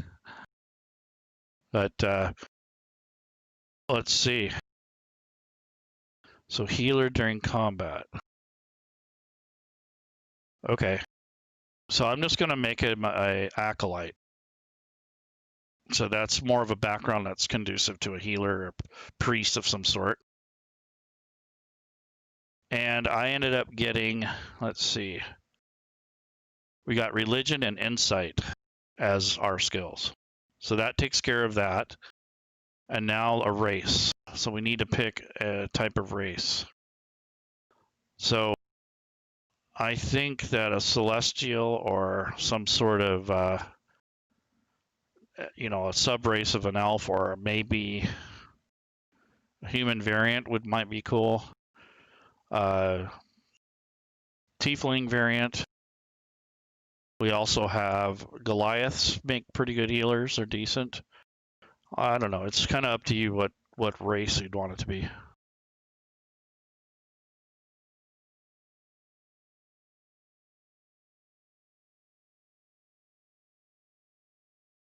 Let's see. So the mushroom folk comes from a third-party content. I believe it's the Underworld or Underdark type thing. So it's not very common. So unless you were in the Underdark, I wouldn't advise that. All right, you know what? I'm going to go with Dwarf, and I know that those work out pretty good. So let me take that. Now we have to pick which type of dwarf. So I like hill dwarfs, and the main reason is because they'll get more hit points. So that will help. So I'm going to go ahead and pick this hill dwarf, or that way it will gain better things. And now it has a 16 wisdom and a 14 con. So that's helpful. And I can actually take the charisma and move it to strength. So if we don't like, this to be so low, we can move that to strength and just make this an ugly looking healer or somebody that's less convincing. But I don't think that's appropriate. I think it's fine. Wasn't there one on the Masked Singer? I don't know. I don't know, Lady Shell. I have no idea. Okay, so now we are going to start building. Oh, Protector Azamart, yeah. No, we're already on Dwarf, so now what we have is the Dwarf stuff's in. Now we have to pick the class and level. So again, you have to have Tasha's Cauldron of Everything loaded, and it needs to have the DM side book loaded, not just the player stuff. So when I pick up classes, it's filtered to D&D Tasha's Cauldron of Everything, not the player's one, because that only updates all the base classes. This is for the sidekicks. So you have Expert, Spellcaster, and Warrior. So I'm going to open up the magnifying glass, and I'm going to pick Spellcaster. And you drag and drop it into there. And now what I'm going to do is pick some skills. So you get 2 skills to pick from.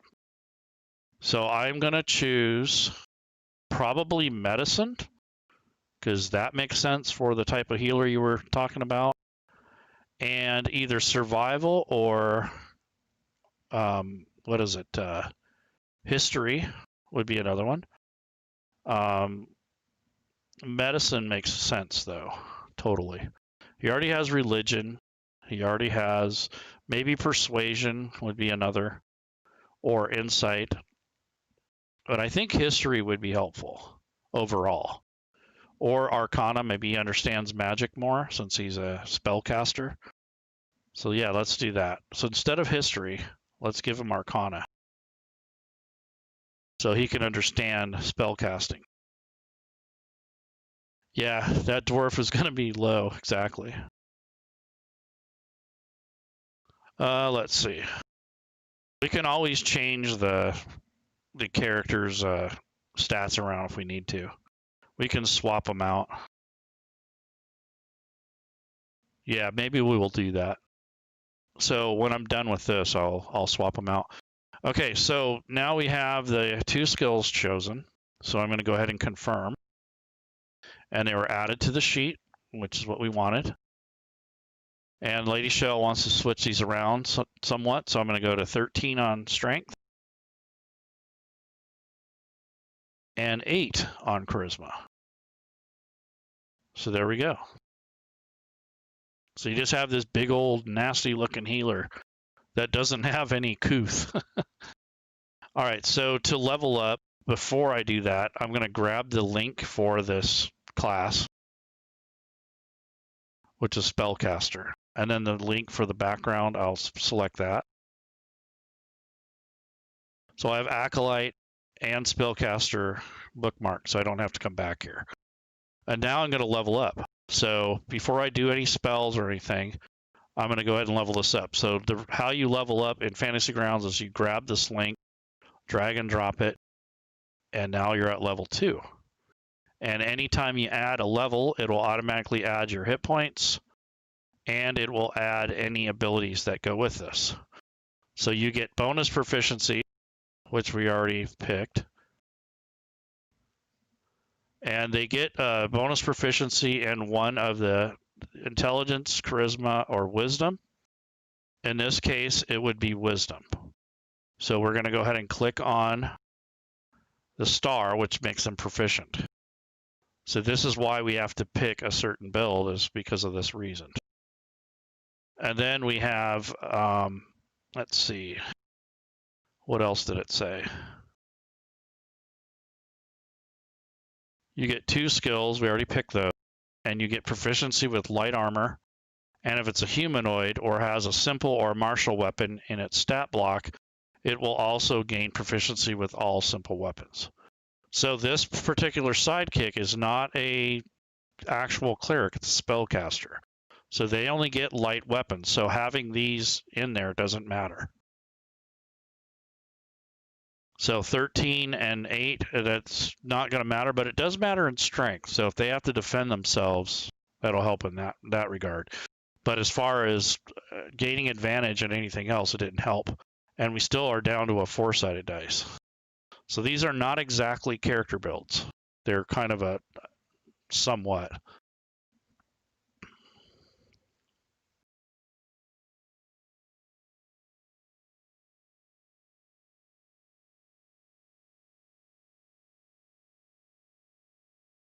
Yep. Okay, so I lost my front teeth, my beard, last word. There you go. I was looking for imp, but not listed. Yeah, Mike, you cannot build sidekicks very easily as a race. So when you do that, they can't use certain abilities. Lady Shell and I tested this. So you'd have to build the custom race. And if you build it, once you start realizing what they can and can't do, a lot of them can't even cast spells and stuff normally because they don't have the, the same type body type. So it's better to make an NPC as an exotic sidekick. The sidekicks that we're doing are basically built off of humanoids. So I talked about this earlier. If you're going to build a sidekick and it's exotic, like an animal or a monster type creature, more than likely it's easier and better to build them as an NPC. If you're going to build something that's closer to a character build or a humanoid, then you want to use the sidekick thing for the Tasha's book. The NPC side books or sidekicks are more detailed in the DnD5e Essentials. Can they use armor or weapons if they aren't proficient? Yes, they can, but it gives them penalty. So that is something that you have to take in consideration. So if you're not proficient in something, you're just going to be penalized or have disadvantage, and that's not fun. You already have things that do that. We don't need to add more. But if you had to pick a weapon up, in the heat of a battle or in the heat of the moment, then that would be something you'd want to do. So now we have the sidekick healer. Everything's filled out. I'm going to level up one more time. So again, I'm going to drag and drop this level here. And that goes to level 3. So what we have here is the racial traits are all in here. There is an exception. So being that this character has only light weapons, you get to benefit from the Dwarven combat training. So we have proficiency with a warhammer and a battle axe.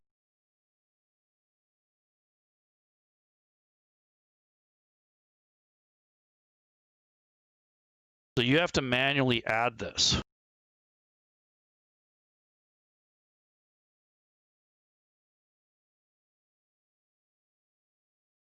So this is something that you would add on your own as you go through. And now Dwarven combat training says, oops, I put it on the wrong line.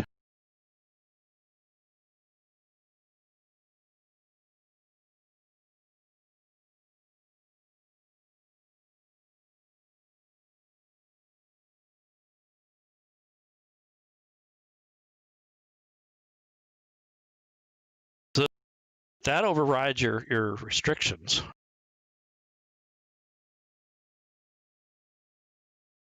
Now, Dwarven combat training, you get to use those weapons, and then your resilience is your extra advantage against saving throws. You have toughness, which is the extra +1 for being a hill dwarf, and your tool proficiency is a bonus proficiency that we have to pick still. So we can use a battle axe or a warhammer instead of just a light weapon. So we do have that. So that's cool.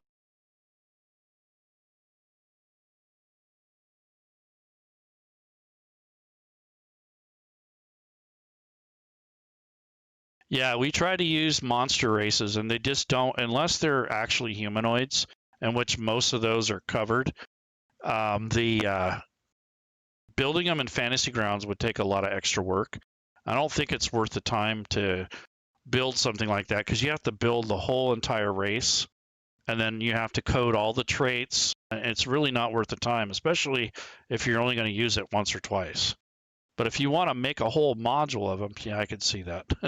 Okay, cool. Dwarf is fine. We're on the dwarf right now. He's level 3. He's a spellcaster. We're going to model him after a particular class, which is a basic, like a cleric or druid type. And then he has stone cunning, which is his bonus proficiency to doing checks regarding stonework. So I'm going to give him a mason's tools thing.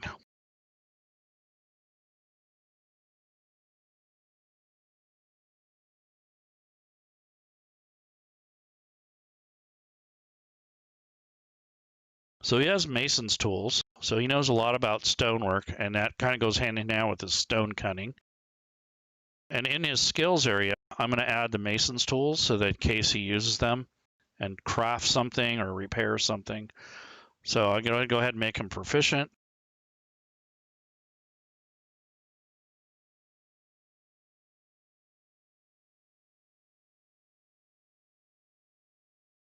And I'm going to base this off of his wisdom, or you can do, your endurance would be con. He's going to do it off of his wisdom. So, okay, so that's that. So we added his extra tool skill proficiency there.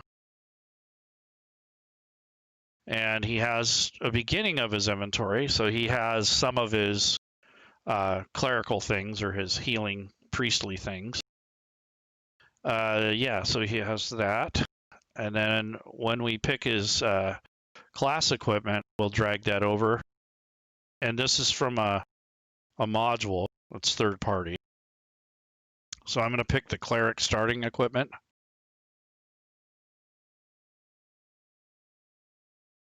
And I got to do it to the right place.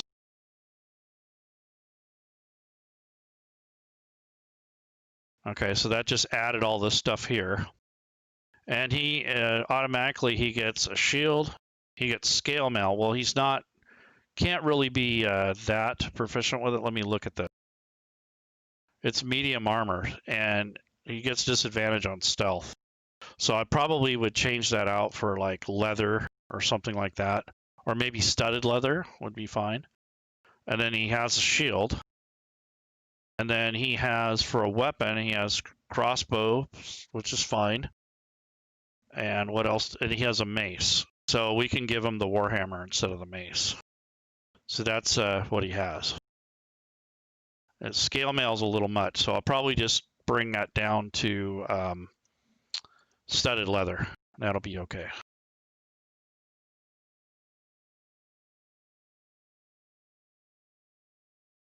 Does 5e have a tower shield? No, they got rid of all those extra things from the other editions.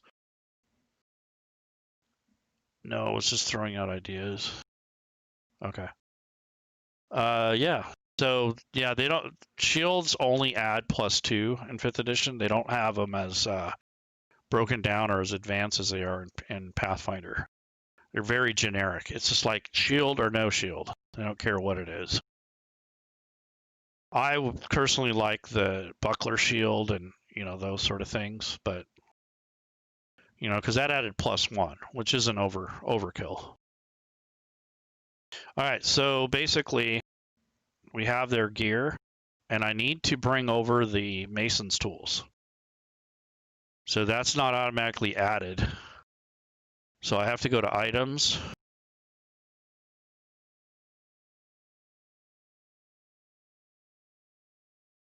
And I went to tools. Now I'm going to go to mason's tools. Just drag that over on a sheet. And he has a backpack,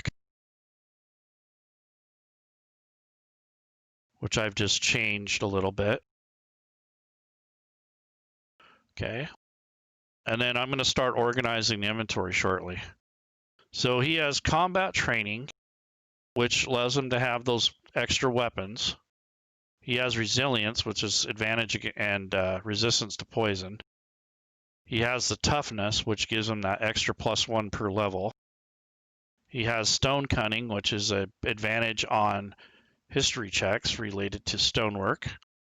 And then tool proficiency of mason's tools, where he could basically craft, build, and repair stonework. He has light armor, and studded is basically going to be his armor. That's about as high as I can get him without impinging him, making him too slow or disadvantage on other things. So studded leather it is.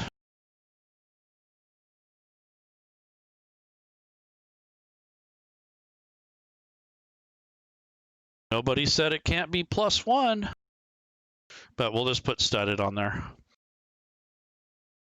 So studded leather, and that brings him with his shield 16 AC. That's not too bad.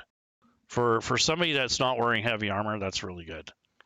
And that includes the shield bonus. And then I have to take away the mace, because we're not going to use the mace. We're going to use the warhammer. This is Shell's favorite thing. So we're going to bring over the warhammer instead.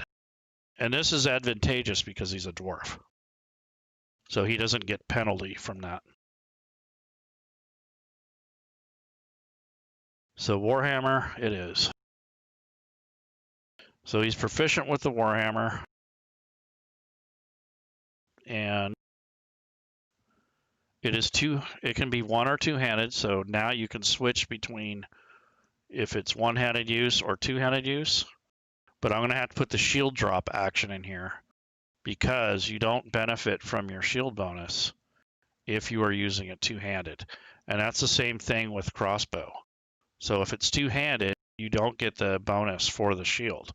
So I'm going to make an effect to mathematically subtract the +2 that you get from that particular thing from your shield. So if he uses his crossbow or he uses the warhammer two-handedly, he does not get the shield bonus. So that's something we have to consider. I'm going to give him his ammo. So he has 20 crossbows, ammo bolts, and his warhammer. These are the dodge, help, hide, and ready actions. These are his dwarven actions here. I'm going to add the shield drop under the actions area shortly. Scale is 13 strength, yeah. Do you have the spellbook module loaded so you can? Yes, I do. Yep, it keeps the game moving. No, I was just throwing out. Okay. Yeah, strength is 13, but being that he's a cleric, he does not have access to that armor. However, if he was worshiping a god of war or something like that, we might be able to make an exception. But that's when you're getting more into the player side of things. This is not a player, this is a sidekick. So we have to get that out of our heads. These are not player characters, they are sidekicks. So they are meant to be a little bit underwhelming. They are not meant to be high level or anything that's supposed to be extraordinary. All right, so the next thing is I'm going to start organizing the inventory, and I'm going to add this action on here. So I'm going to go ahead and create an item in here, and this is going to be an action.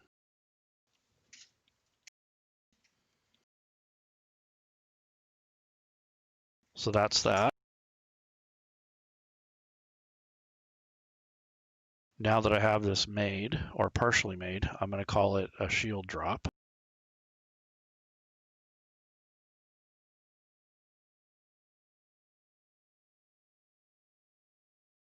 Okay, right click on it, add action, add effect, and now on the effect line, which is just right underneath it, I'm going to add the description.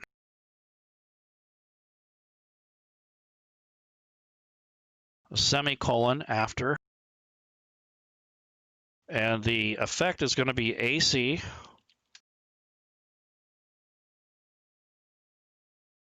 colon negative or -2. Targets is going to be self, And that way, when we put this effect on, it will automatically subtract out the shield bonus while he's using the two-handed warhammer or his crossbow. So that's just a convenient way to do that instead of having to come all the way back to your inventory and unequipping the shield, because that's the way you're supposed to do it. But to make it easier on the player and the DM, it's easier to just activate the shield drop, and then when you're done, you remove it. It's a lot simpler than coming back here and doing it. It saves you a little bit of time, not much, but all adds up in the end. So I'm going to put this guy on the party sheet, but not until I give him a portrait. So I'm going to open this up. I'm going to go to data, and I'm going to pick the Fantasy Grounds Fantasy collection here, which is all the new ones that they just added. And I'm going to find a nice looking dwarf one.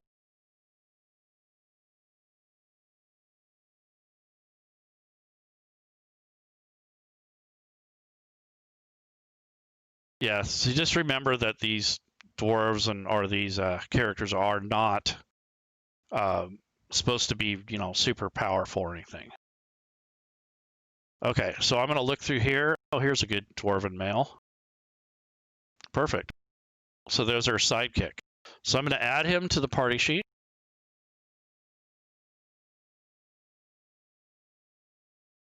And I bring back the combat tracker.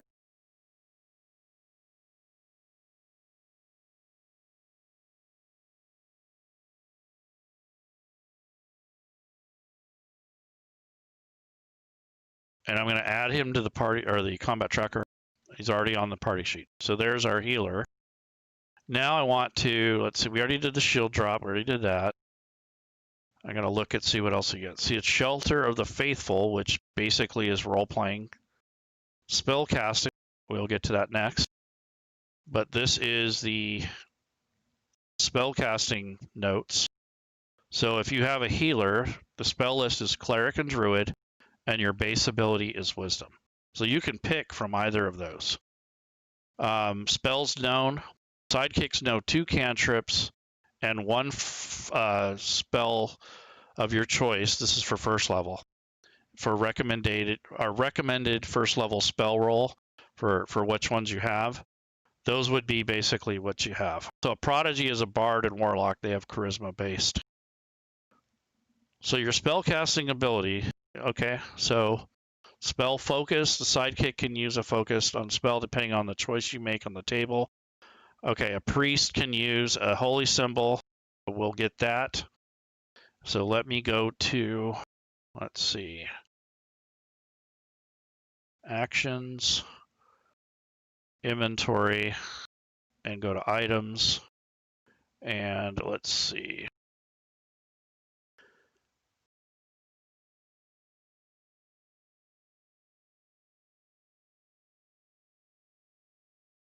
So these are holy water. So I know that when you build a cleric, it takes you to a spot where you have a list of things that you can choose for your spell focus. And I never knew why this was like this, but you have to actually go into your class, and you would go to a druid, or in this case, it would be a cleric. And if you go to their equipment list, starting equipment, you come down here to the bottom,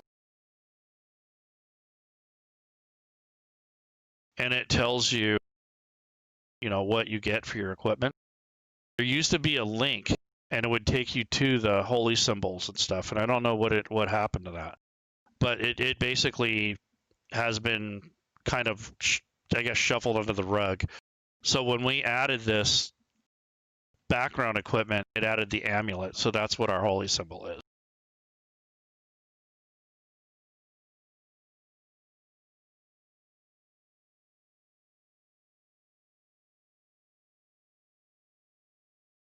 So now if you guys want to take a quick break, this would be the time, because I'm going to take this inventory and organize it.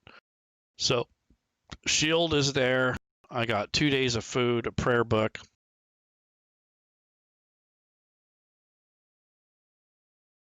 So anything bulky like that is going to go in the backpack.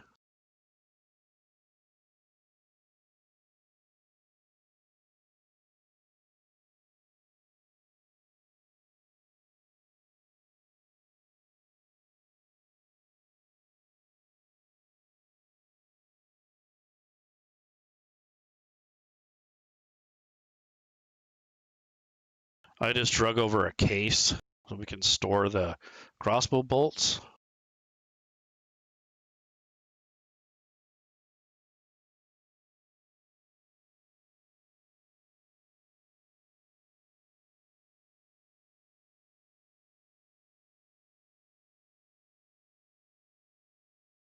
So there's that.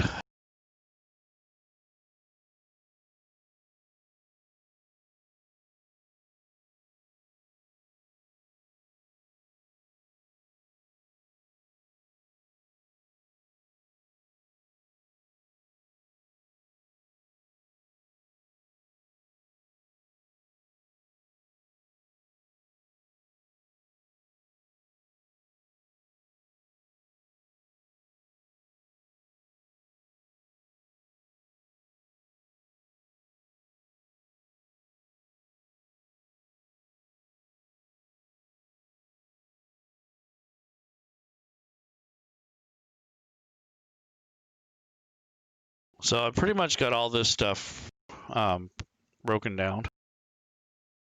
So it's all organized now. So we just containerized all this stuff. And this is a time-consuming thing. So when you're building characters, this is probably the worst part of it. You have to sit here and, move stuff around and figure out where you want to store it. You don't have to, but it makes it more clean. And then you're going to have 15 gold. And that comes from your background. All right, so that's basically the equipment. You have your inventory, your notes.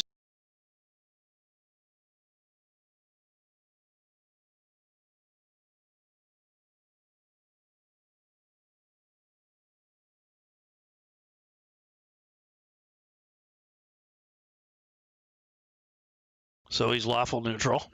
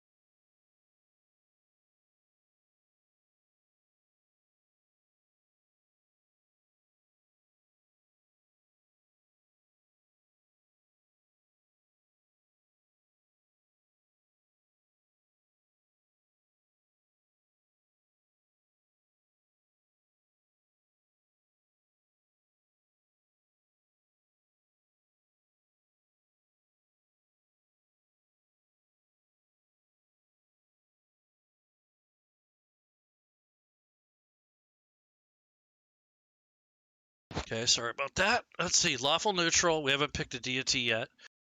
And, you can go through and fill those out as you need to. I'm going to get into the personality traits. So I'm going to use the same ones from the Acolyte.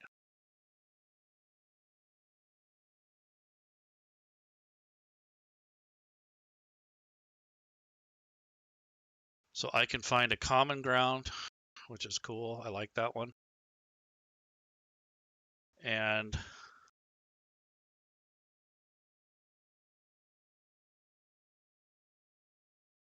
this one appeals to superstition. I see omens in every event in action. Ideals is based off of tradition, which I like. And it's lawful, so it fits his background more. Bonds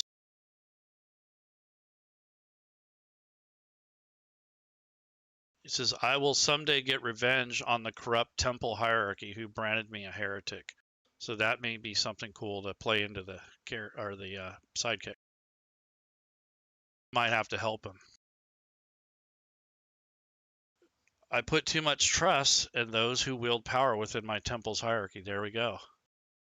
So that ties in with that revenge thing. So that's really cool. I like the way that came out. Okay, Night Lady Shell. Bolt to use the bathroom. Can you put a bag within a sack? Yeah, you probably can, but it's really unnecessary. It's just basically going to indent. So on your inventory, it's just going to indent, and you might run out of room, actually, if you kept doing it.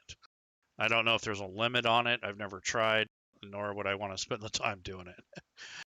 Okay, so now we have that stuff sorted. I'm going to say he looks like he's probably about 40. But that's Dwarven years. It's probably like 100 and something. He's only 3'9".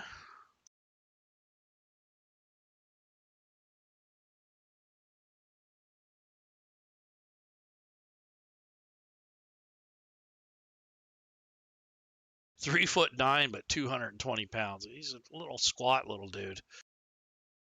And yeah, so we got his ammo, the Warhammer. Got all his abilities here. So let's start adding his spells. So he gets 2 cantrips of his choice from either Druid or Cleric. So I'm going to pick from the Cleric spells to make it easier.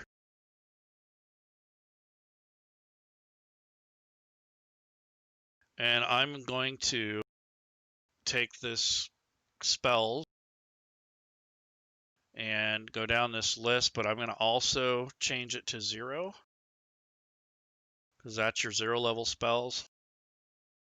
And then change the list to Cleric. And these are the Cleric spells. So I think Guidance is a good one. And there's another one that's more helpful. Mending or Sacred Flame or Spare the Dying might be a good one. So you wanted this to be more of a healer, so I'll put Spare the Dying on there. That helps people come back to consciousness. And that's basically the first level spells. So then at first, I get a couple of those. So if you come to the spellcaster,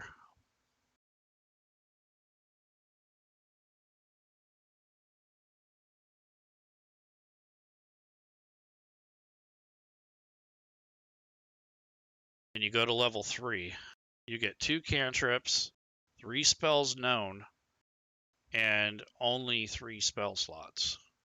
So you only get 3 spells total at first level. So there's your casting. Well, like I said, your casting level is certainly a lot less than it would be if you were a regular cleric. So I only get 3 spells. So obviously I want Bless. I want a healing spell, Cure Wounds. And maybe 1 offensive spell or something or a helpful spell. So Cure Wounds. Healing Word is another. I think Bless is good. That's like a buffing spell. Guiding Bolt is nice. Bless is good. We already have that. Healing Word would be the other one. So this would be a ranged spell. So that's, and it's 60 feet. So you have 2 healing spells and you have a Bless spell. So that's a buffing one. And then you have Guidance and you have Spare the Dying. So this is totally built towards healing. And one extra thing that I'm going to add that's not really, part of this is I want to put a kit in there.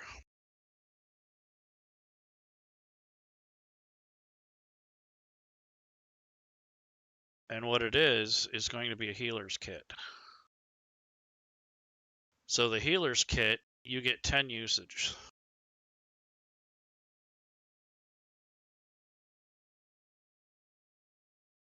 So I'm going to make the healer's kit into like a item back here so that it's easier for me to manage. So I'm going to add a section here for consumable items. So I'm going to hit edit and hit the star, which is add power, down here on the bottom right of the sheet. I'm going to call this healer's kit.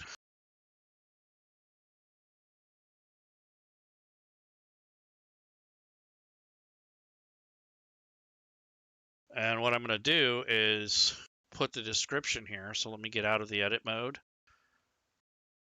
And right now this doesn't have anything. So I'm going to unlock this.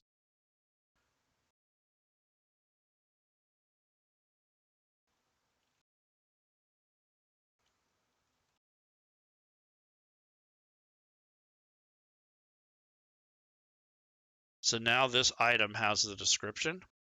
So it's a leather pouch, contains bandages and such. The kit has 10 uses. As an action, you can expend one of its uses and stabilize a creature that has 0 hit points without needing to make a wisdom check. So what I'm going to do is, first of all, I'm going to make the stabilization effect. I don't know if this will work, but we'll see. So I'm going to add the action. It's going to be an effect. I'm going to call it stabilize.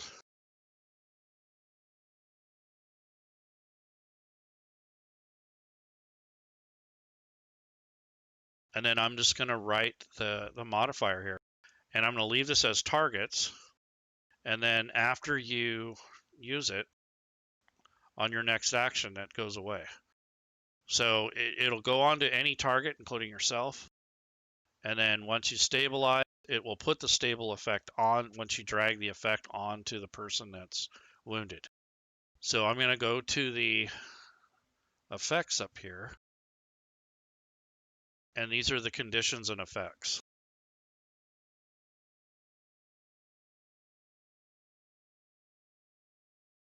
Do sidekicks get to cast ritual spells? Maybe, if it is a ritual. Cantrips can be used at will, that's correct. That's a good reason to adopt a violent lifestyle. That would leave their lives. Yeah, very nice. Yeah. Yep. So, the actual syntax here is stable. So I'm going to call it stable. And what that'll do is when you drag that onto one of your allies that you're trying to heal, it'll put the stable condition on there. So they're not bleeding out, and Fantasy Grounds will stop counting off of their death saves. So that is what that's for. And now we have the action. Now what I want to do is change the mode to to preparation mode. And I'm going to change it to group. And the healer's kits, I'm going to go ahead and put 10 there. And I want to change the daily to once, because once you use it, it's done. So that's that. And then the spells that this guy is going to use, I'm going to go ahead and put those into memory or commit those to being known for the day. Those are your first levels. Now you do have second level slots. So if you want to cast Cure Wounds at a higher level, you can. So you not only have Cure Wounds, but you have it at second level casting because you have slots. You have 2 second level slots. So any of your spells that can be upcasted, like your Bless can be upcasted, Cure Wounds could be upcasted, which means usually more healing, and Healing Word. So having those extra slots in there gives you more times that you can cast the spell before you have to rest. So all of these benefit from that situation. So that's good. So that's good we picked these kind of spells. Spare the Dying, I don't think that one benefits. Yeah, just when you touch a character at 0, they become stable. So if you don't have this, then you have the healer's kit to do it. So you have 2 ways to stabilize people. And then guidance just kind of gives people advantage on their roll. So that's kind of cool too. So that's a buff basically, and same with Bless. So you have 2 buffing things and a whole bunch of healing, plus a physical healing in case you can't cast spells. Because spare the dying, you have to actually touch somebody. So if you can't touch them, then you probably can't use the healing kit either. But if someone in your group needs the healer's kit and they can use it, they can take it from you and use it on somebody. So it's handy to have that healer's kit. But anyway, so that's basically kind of breaking that down. So this is your character in a nutshell. And if you wanted to add your food and all that sort of stuff, you can. So if I go to edit and I want to keep track of my water and such, I can add more items on here. So this would be, let's see.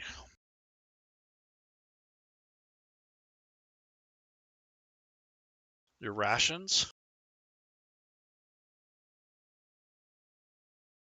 And your water. And then you would just get out of the edit mode, go to preparation mode,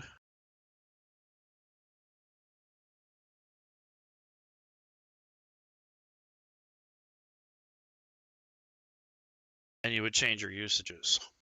So they don't do anything other than keep track of what you're using.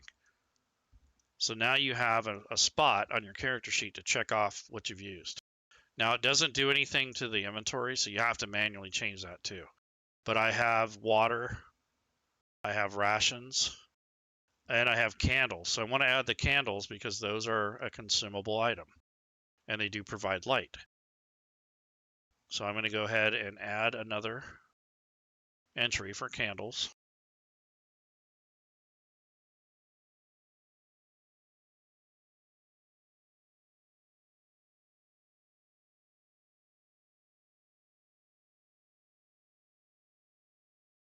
And there we go. So there's 10 candles, 10 uses of the healer's kit, 2 rations, which is all I have, and then 1 water skin, which is a day's worth of water. Now you don't have to add this stuff, but it makes it easier to track things. Now pact magic, I have no idea why that's on there, but it's probably if you choose a warlock type thing, you'll get that. So that is basically almost done.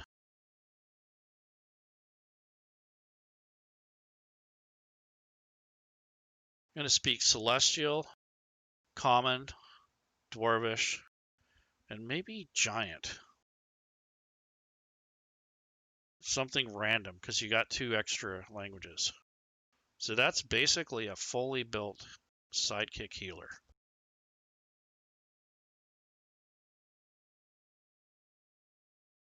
Yep. Yeah, so upcasting is something that's normal. Fantasy Grounds doesn't do light sources yet, although today it was rumored that it's coming.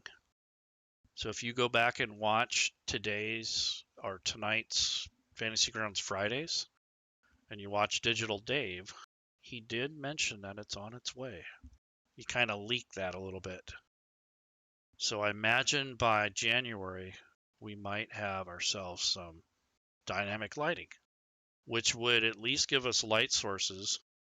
I don't know if they're going to move with the character or if they're just going to be like candles and placeable light or both, but it's on its way. It's one of the top features that people want in addition to line of sight. So we'll look forward to that. If you can go back and watch that episode from tonight, that'd be awesome. I think it's in the archive, so if you subscribe to the Fantasy Grounds Twitch channel, it should still be up there from earlier this evening. So I'm not sure what the type of dynamic lighting it's going to be, but I'm pretty sure the stationary stuff should be pretty, you can set a candle or you can set a torch and it would have the lighting according to the radius of the lighting. Or maybe they have it to where if you equip a torch or a candle or a lantern, that it would give you the visibility that you should have. Or maybe there's even a fancier one where you have dark vision and maybe it has a different type of filter on it to where you can actually see the difference between standard light and infravision or dark vision. So I don't know. But there's a lot of possibilities there. But just to have dynamic lighting would be helpful. Because when you have torches and candles and those sort of things, that is helpful. Because then if you're a rogue, you'll know where you can hide in the shadows, those sorts of things. So it adds that immersion, and the playability goes up even higher when you're playing rogues and people that hide in shadows or people that don't want to be seen. They will be out of the torchlight. So that's something that we'll be looking forward to. It is going to be more work though. So if you add that functionality and it actually is going to be placed on an object, that will be some work. Also, if you use the light spell or some kind of illumination, that would be, awesome too. Because then it will actually expire when your character is no longer able to use that. Or if you're blindfolded, you might be able to turn it off. Or maybe you have blind sight put on you where you can still see. So if you're blinded and you have blind sight, you don't get penalized for it. I mean, there's all kinds of possibilities. So if you guys want to learn more about that, keep your ears open and watch the Fantasy Grounds Fridays from today, and that'll give you the information. So I think I've rambled enough. I put together 2 sidekicks as an overview, and I didn't do the fighter build because that one's very, very generic and simple. But I do have 2 sidekicks. I labeled them so that when I use the sidekicks, I'll say sidekick and then whatever type of sidekick it is. So Avael should actually be called expert.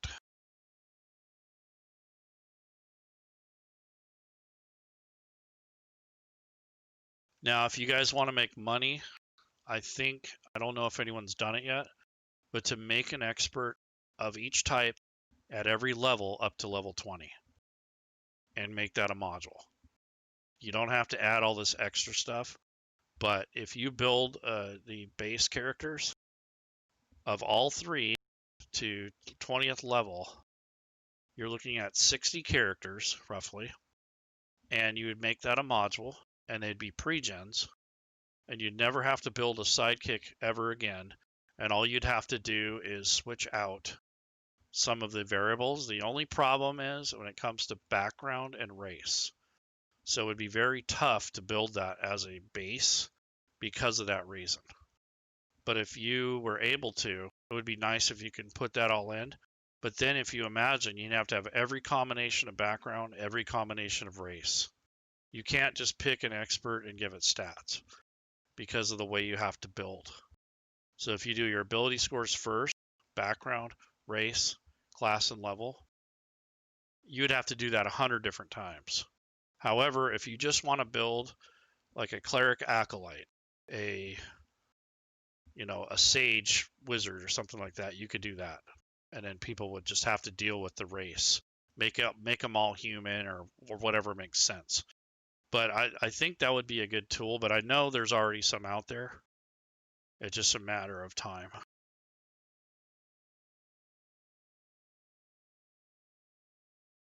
Yep. So, that's one of the things I missed when I came. Yeah, it'll come. Once dynamic lighting comes out, really not a whole lot different between the 2 platforms anymore. Matter of fact, I think Fantasy Grounds will kind of surpass it in the future, for a little bit anyways. The only thing I think is the automation for the animation. I don't think we're going to get animation right away, probably in a couple of years. And the reason for that is because of the load on the memory. So they're going to wait for people to catch up. So they're not going to put that out and crash everyone's computer. When you start putting out maps and animation and lighting and all that stuff, it really puts a load on your system.